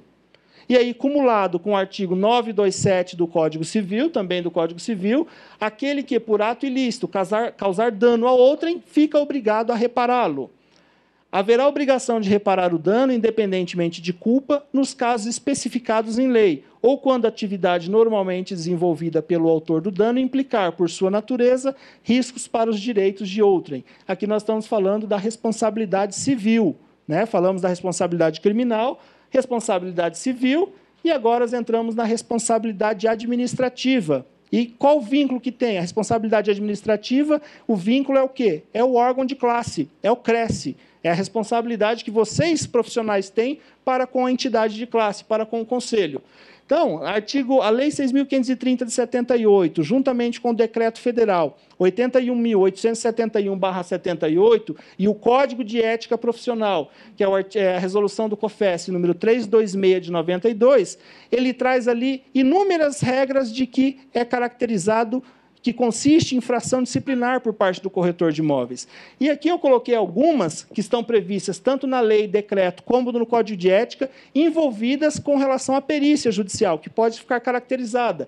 Dentre elas, o quê? Transgredir normas de ética profissional, porque lá no Código de Ética está lá expresso o quê? O corretor de imóveis, quando assumir um encargo, ele tem que ter certeza de que ele tem a capacidade técnica para realizar aquela incumbência que ele assumiu. Prejudicar por dolo ou culpa os interesses que lhe forem confiados, também constitui infração disciplinar. Praticar no exercício da atividade profissional ato que a lei defina como crime ou contravenção. E ali no Código de Ética, olha lá, a última, aceitar tarefas para as quais não esteja preparado ou que não se ajustem às disposições vigentes, ou ainda que possam prestar-se a fraude. E as penalidades administrativas podem ser o quê? Advertência, censura, multa, suspensão e a penalidade máxima, que é o quê? O cancelamento da inscrição. Tá? Então, aí falamos das responsabilidades criminal, civil e administrativa. Tá? E agora, como eu faço para ser perito?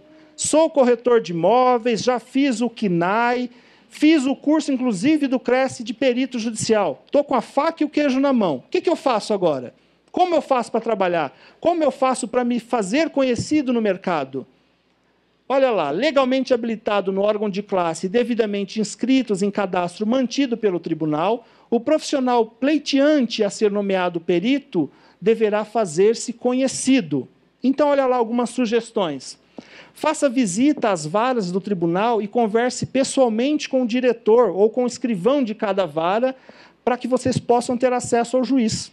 Então, sempre que vocês tiverem que ter acesso ao juiz, sempre através do escrivão ou através do diretor de cartório. Não batam diretamente lá na porta do magistrado, porque vocês não sabem se eles estão em uma audiência, se estarão em reunião ali com algum conflito para ser resolvido importante, vocês poderão até atrapalhar o julgamento daquele processo. Então, já não serão muito bem vistos nessa ocasião. Por quê? O diretor ou escrivão, ele sabe a pauta que o juiz tem. Ele sabe se naquele momento ele estará em audiência, se há possibilidade de conversar, se ele está lá só para julgar o caso, se ele não está conversando com ninguém. Quem conhece da pauta do juiz é o escrivão ou o diretor do cartório.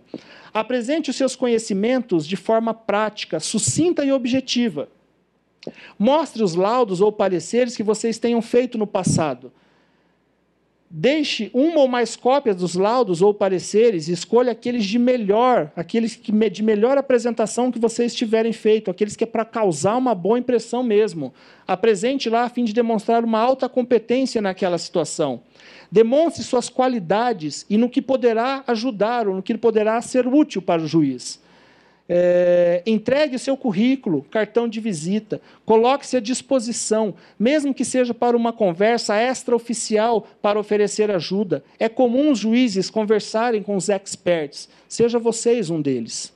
Então, como eu disse aqui, como que eu faço para ser nomeado? Primeira regra, vocês já têm, são corretores de imóveis habilitados junto ao Conselho Regional dos Corretores de Imóveis.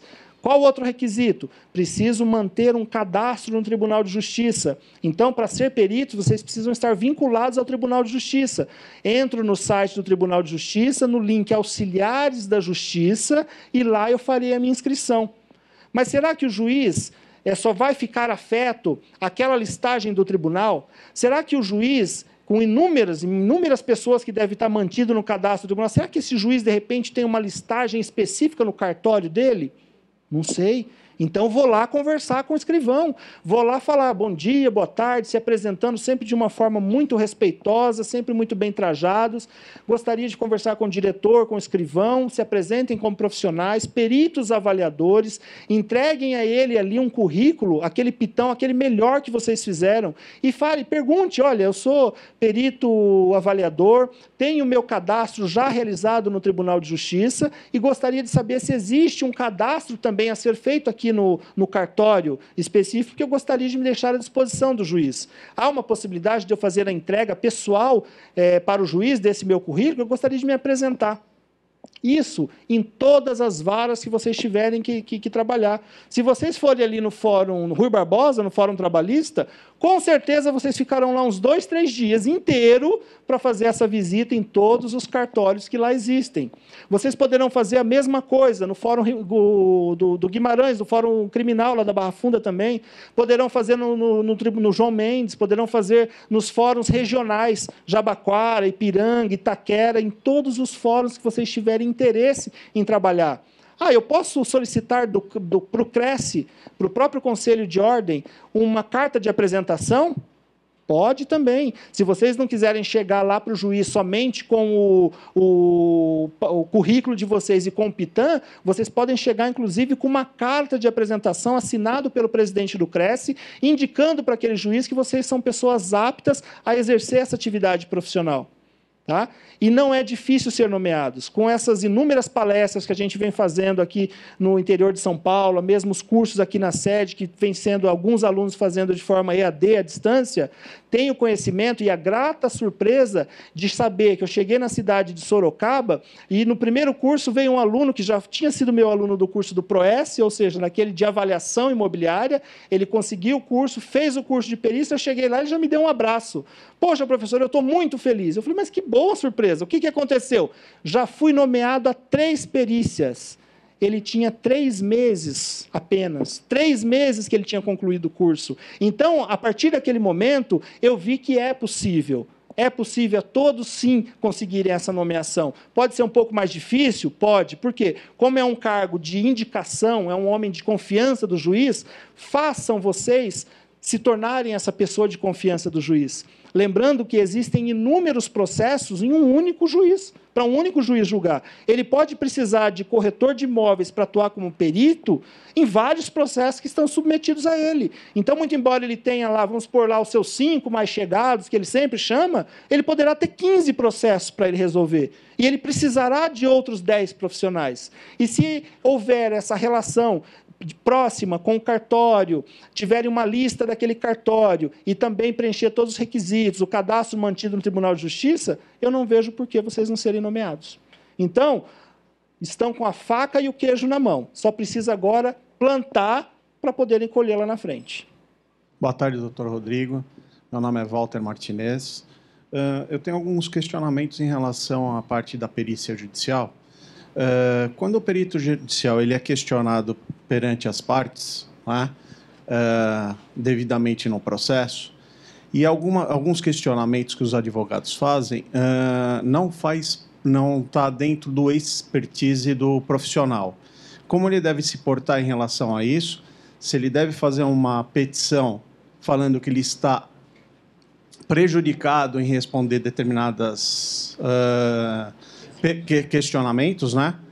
Ou se ele tem que se ater somente aos questionamentos do juiz, né? Então, o juiz faz os questionamentos e você vai em cima do questionamento do juiz, ou se você está inabilitado a poder prosseguir como perito judicial nesse caso. E outra pergunta também, desculpa, doutor Rodrigo, a conduta do assistente perito ou do perito judicial em relação quando o juiz convoca para ele fazer parte da audiência. E a sua conduta perante o colega é indevida, né? De uma forma grosseira ou ríspida, aonde que fere a conduta ética e moral. Este profissional pode entrar com um processo junto ao CRECE pedindo esclarecimentos ou escusas do colega que praticou esse tipo de ato? Perfeito. Excelente pergunta, Walter, né? Isso. Excelente pergunta, Walter. Lembra que quando o juiz indica o profissional, as partes têm o prazo de 15 dias para apresentar os seus quesitos, impugnar aquela nomeação e apresentar os quesitos. Então, uma das obrigações do profissional perito é responder aquelas questões que foram apresentadas. Ele tem obrigação. E não foi o juiz quem formulou aqueles quesitos. Então, obrigatoriamente, você tem que cumprir e responder os quesitos que foram formulados pelas partes. Vocês verão lá naqueles quesitos perguntinhas capciosas. Perguntas que vão tentar induzir com que vocês dêem uma resposta que julgue pela procedência ou improcedência do processo. O que vocês vão responder neste quesito? Questão prejudicada, matéria de direito, ponto final. Por quê? Não compete a vocês responder aquilo. Vocês precisam responder de acordo com o trabalho técnico que vai ser desenvolvido. Questões meramente protelatórias, que vocês entenderem que não vai trazer nenhuma solução, não vai esclarecer nenhuma dúvida, vocês podem deixar de responder respondendo nesse sentido. Questão prejudicada por ser matéria de direito. Ponto final. Porque matéria de direito compete a quem decidir? Ao juiz, somente ao juiz. Tá? E muito também cuidado quando vocês comparecerem na audiência de instrução e julgamento, que nesse momento também, além das testemunhas que as partes levarão, os seus assistentes técnicos, estarão lá os advogados das partes. E esses advogados poderão fazer perguntas naquele momento ali para tentar desestabilizar o profissional que fez aquele trabalho, a ponto de que ele mesmo fique com dúvida do trabalho que ele realizou. Então, muita cautela, muita calma, tenha seriedade na conduta e tenha certeza de que você fez um trabalho correto. Você fez um trabalho técnico e correto, então não tenha medo disso, porque qualquer pergunta que ele fizer, você vai responder de acordo com as normas e os conhecimentos técnicos que você tem. Então, é obrigado a responder? É. Agora, matéria de direito, não. Matéria de direito compete ao juiz. Agora, no seu segundo questionamento, se um colega importuná-lo, te ofender, ainda que moral, ou algum outro dano, você até poderá pedir para que o juiz conste isso em ata, tá? Que é uma prova que vai sair judicial, e sim, você poderá pegar esse documento e vir aqui no CRES e fazer uma representação contra aquele profissional, porque dentro do Código de Ética, uma das regras de profissão é o corretor ter uma boa relação com o seu órgão de classe, o CRES e o COFES, com relação aos seus colegas de profissão e principalmente com relação aos seus clientes. Então, pode e deve. Tá bom? Doutor Rodrigo, obrigado pelo curso.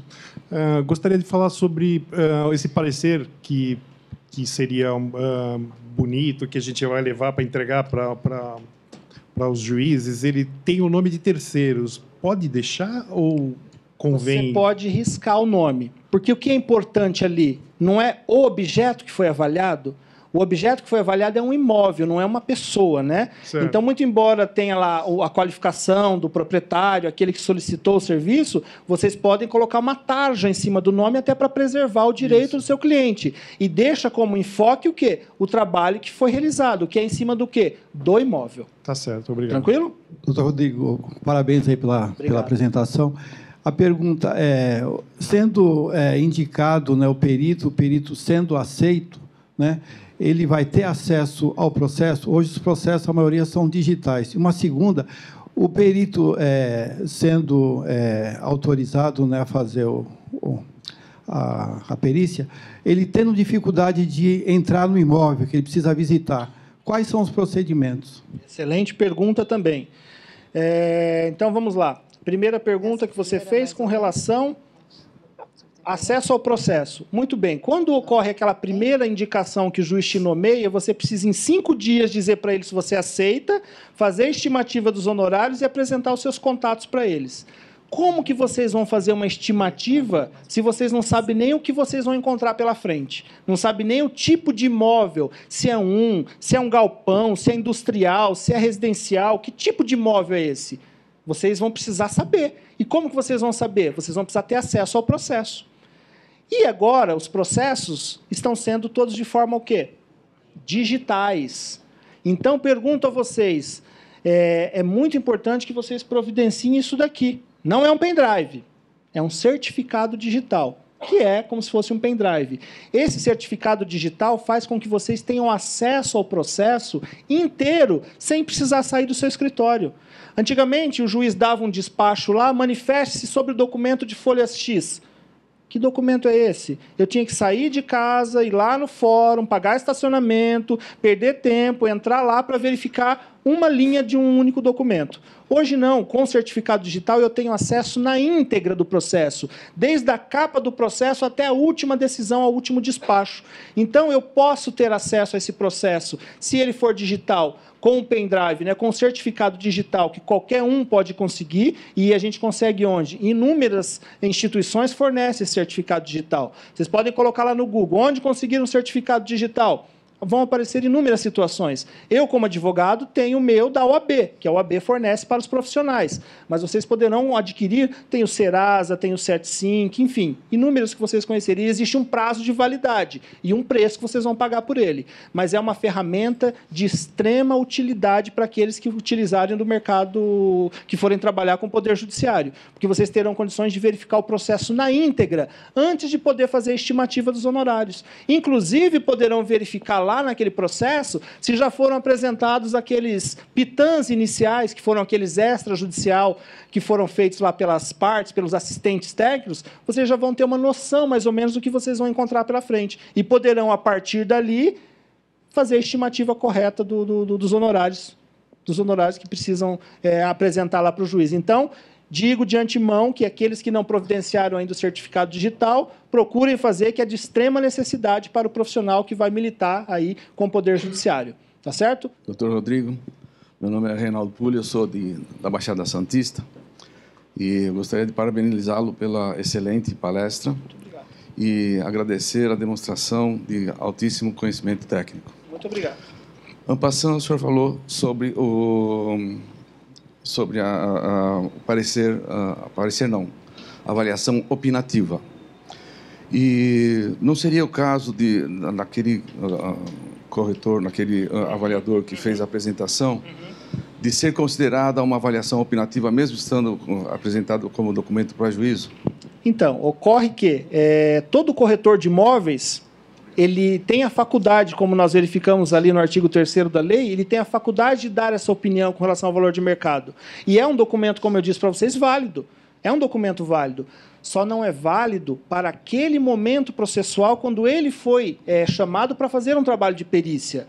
Por quê? Porque um trabalho de perícia, aqueles que fizeram o curso de avaliação, sabem que, para eu falar que um valor de metro quadrado custa R$500, custa R$1.000, eu tenho inúmeros fatores para chegar àquele valor.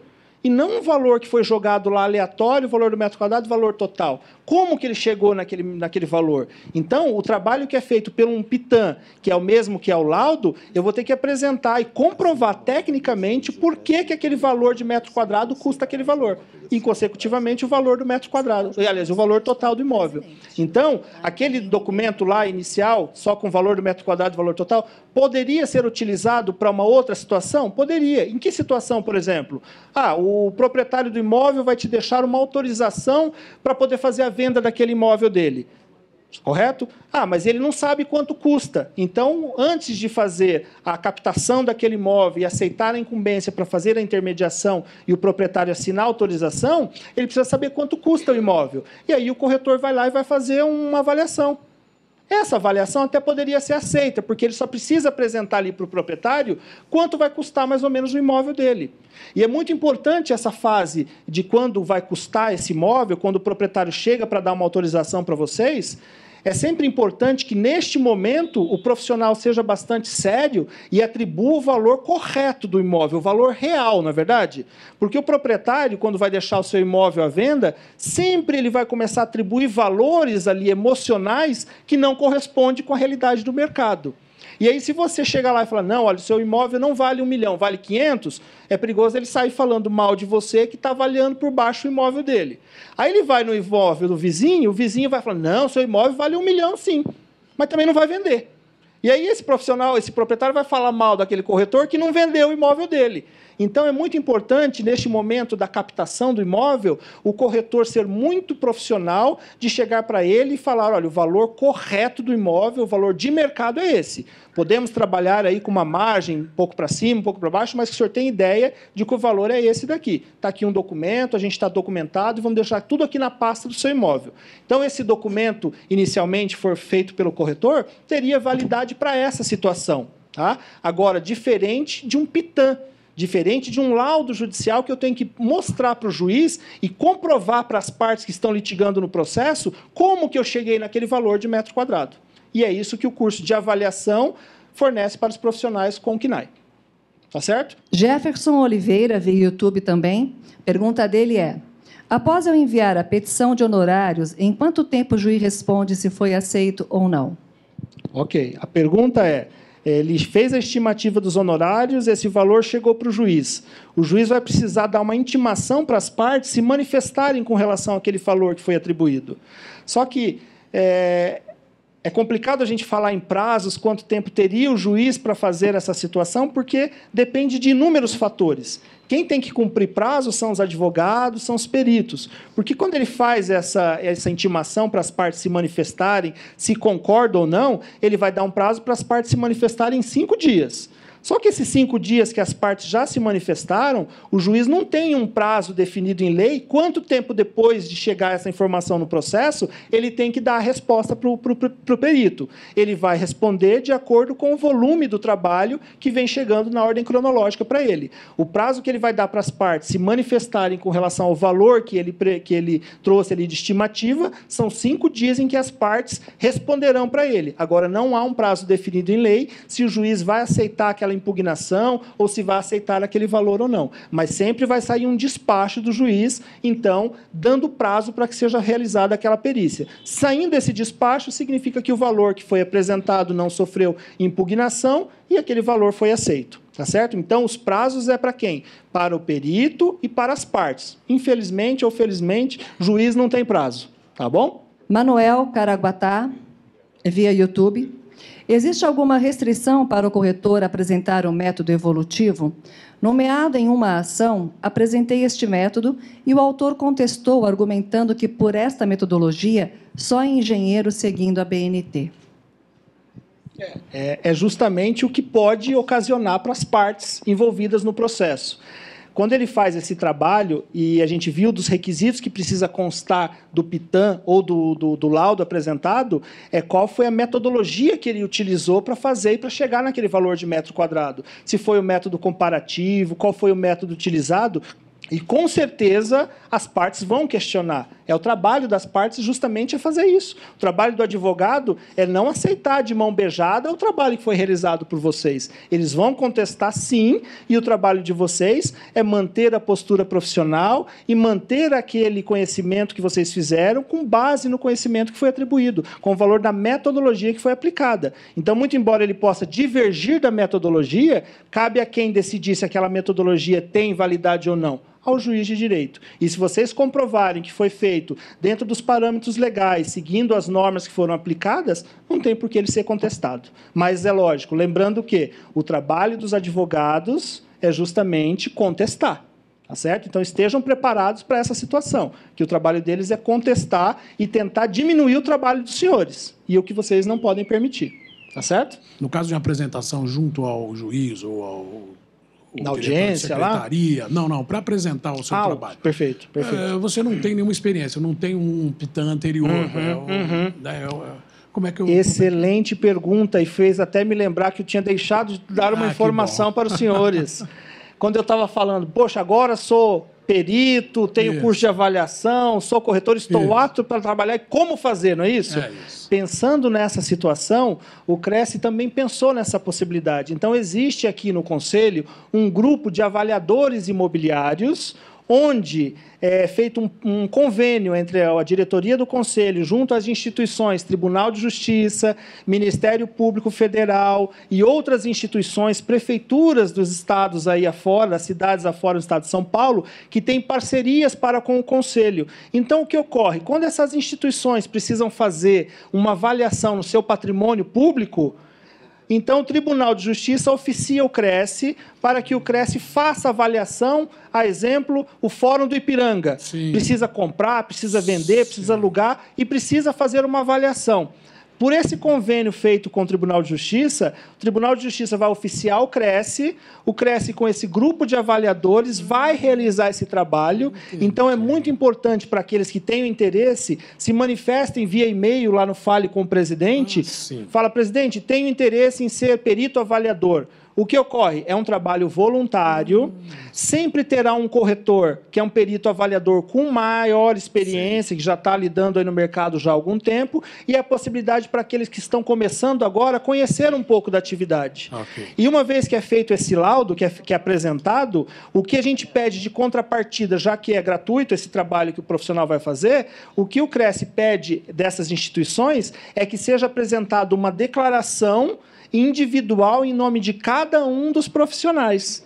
Então, olha lá, não atuei em nenhuma perícia, nunca fui nomeado como perito judicial, mas já fiz uma perícia para o próprio Tribunal de Justiça. Então, sai lá uma certidão em nome do profissional. Se tiver 6, 8 que estiverem trabalhando, será uma para cada um, justamente para compor o quê? O seu portfólio, para agregar esse conhecimento, esse fato no seu currículo. Então, dica também aí para vocês, se tiverem interesse, começando nessa atividade, manifestem seu interesse através do Fale Conosco aí direto ao presidente, que vocês têm interesse em trabalhar como avaliadores dessa forma, é uma forma de um trabalho voluntário, mas que vocês vão estar adquirindo bastante experiência e o resultado dela, com certeza, agregará conhecimento e peso no currículo dos senhores. Tá bom? A dúvida aqui é com relação aos prazos que o perito deve cumprir. Perfeito. O senhor disse quando o juiz determina quem é o perito, escolhe o perito, ele tem 5 dias para apresentar o seu trabalho, a sua avaliação. Não, 5 dias ele tem para falar, aceito. Perfeito. Está aqui o valor. Ele aceita e a preliminar do valor. Isso, ele vai, né? em 5 dias tem para fazer isso. Nesse momento ele também já tem os quesitos apresentados pelas partes. Ainda não. Toda fase processual é fase por fase. Então, a primeira fase é te nomear. Aí você está com o prazo. Aceita ou não aceita? Quanto que eu vou cobrar? Você informou isso para o juiz. Aí o juiz vai dar uma intimação para as partes se manifestarem com relação àquela nomeação, se vão te impugnar ou não, e naquele momento eles terão o prazo de 15 dias para apresentar os quesitos. Okay. E aí, quando eles apresentaram os quesitos, aí que o juiz vai te dar o prazo para você fazer o seu trabalho. Perito, apresente o seu lado em 30 dias ou em 60 dias. Ok. No interim antes disso, as partes podem contestar a avaliação, o valor, a preliminar, ou Sim. até mesmo os quesitos Sim. que o perito está... Sim. Nesse momento, o perito tem um prazo para contestar, para responder essa contestação das partes? Geralmente, quando tiver alguma informação que o perito precisar apresentar entre as partes, o juiz vai dar uma intimação e vai falar, perito, se manifeste no prazo legal. Quanto que é esse prazo legal? Essa é a minha dúvida. 5 dias. O juiz, às vezes, pode dar um prazo, manifeste-se em 10 dias. Então, tranquilo com relação a esses dias. Lembrando que, hoje, novo Código de Processo Civil, os prazos são sempre contados em dias úteis. Tá? Sempre em dias úteis. Agora, ele só vai dar o prazo para começar a correr o prazo para vocês apresentarem o laudo quando houver já superado todas essas fases de intimação, de impugnação, de valores. E aí, dentro do prazo, vocês poderão fazer dentro daquele prazo que foi determinado pelo juiz. Posso pedir um prazo suplementar? Há possibilidade? Se eu não conseguir apresentar dentro de 30 dias, eu posso pedir para o juiz um prazo maior? Posso. Quanto mais eu posso pedir? Mais 15 dias, por quê? Porque o prazo inicial dado pelo juiz foram 30 dias. Então, eu só posso pedir 50% mais daquele prazo que ele determinou inicialmente. Então, eu posso solicitar sim. E não basta só eu fazer uma petição para o juiz pedindo prazo. Por que você está pedindo? Do Poder Judiciário, é sempre importante que tudo que você pede, você tem que explicar por que você está pedindo. E aí, cabe ao juiz deferir ou não. Se está muito bem motivado, está justificado, não teria motivo para ele te falar não.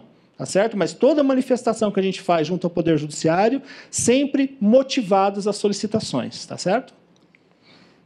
Parabéns Obrigado. Mesmo. Obrigado. A minha pergunta é, todas essas informações é em nível nacional? Sim. Eu concluindo esse curso, eu posso atuar em qualquer outra vara extra de Estado? Pode. Acontece que... Já terminou? E a outra pergunta é, eu posso trabalhar, fazendo esse curso, eu posso trabalhar como estagiário junto ao órgão para estar aprimorando mais os conhecimentos? Sim, não e sim. Primeira pergunta, você pode ser perita judicial em qualquer processo do país. Tá? Só que lembrando, você hoje mora onde? No estado de São Paulo. Qual é o Tribunal de Justiça que compete o Tribunal do Estado de São Paulo? Então, cada estado tem um Tribunal de Justiça. Certo. Se você, quando fizer o seu cadastro como auxiliar de justiça, você vai fazer onde o seu cadastro? No estado de São Paulo. Agora, você... Exatamente, você mudou, está morando lá no Rio de Janeiro. Você vai ter que regularizar a sua situação como corretora, transferência secundária ou eventual, e também o cadastro no Tribunal de Justiça daquele estado que você está trabalhando. Okay. Que, da mesma forma como o Cresce, né, que é estadual, os tribunais também são estaduais. Corretor de imóveis é corretor no país inteiro, no Brasil todo. Só que, para exercer atividade em cada estado que não seja aquele cuja sua inscrição é originária, você tem que preencher alguns requisitos para exercer a profissão. Tá certo? Okay. A outra pergunta era? Estágio. Pode, sem problema nenhum. Você já fez o CNAE ou ainda não? Não. Não fez? Não. Era interessante que você fizesse, porque daí você já teria o conhecimento técnico suficiente e depois você aplicaria no dia a dia, na prática. Tá bom? Quanto aos honorários ainda, caso o juiz determine lá 30%, 70% restante, e uma das partes resolve parcelar. e no andamento aí abandona, não paga o restante. Isso aí pode ser caracterizado como atentatório à dignidade da justiça e seria julgado por colegiado, ou ele vai responder civil criminalmente? Não vejo desse modo. Por quê? Porque foi determinado que fosse feito o pagamento. A quem compete esse pagamento? Seja quem solicitou, o autor ou o réu. Então, ele já tem a obrigação. Se foi ele que exigiu essa perícia, ele sabe que ele tem que pagar para poder começar o trabalho. Se o juiz deferiu 30%, 40%, 50%, e se ele pediu para o juiz que esse valor fosse feito de forma parcelada, não tem problema nenhum em você aceitar que seja feito de forma parcelada. Agora, ele deixou de pagar a segunda, terceira ou quarta. O que você vai fazer? Vou comunicar ao juiz. Excelência, venho por meio desta informar que o autor ou o réu não cumpriu com a sua obrigação de realizar o pagamento da X parcela conforme o acordo lá atrás. No máximo, ele vai fazer o quê? Ele vai intimar aquela pessoa para providenciar o pagamento. Isso tudo dentro ainda do mesmo processo. Tá certo? Acho que não chega tanto nessa fase processual, não. Acho que consegue resolver ali amigavelmente. No máximo, uma intimação e uma pressão do juiz, ele consegue realizar o pagamento. Tá bom? A minha pergunta é a respeito do marketing, da divulgação.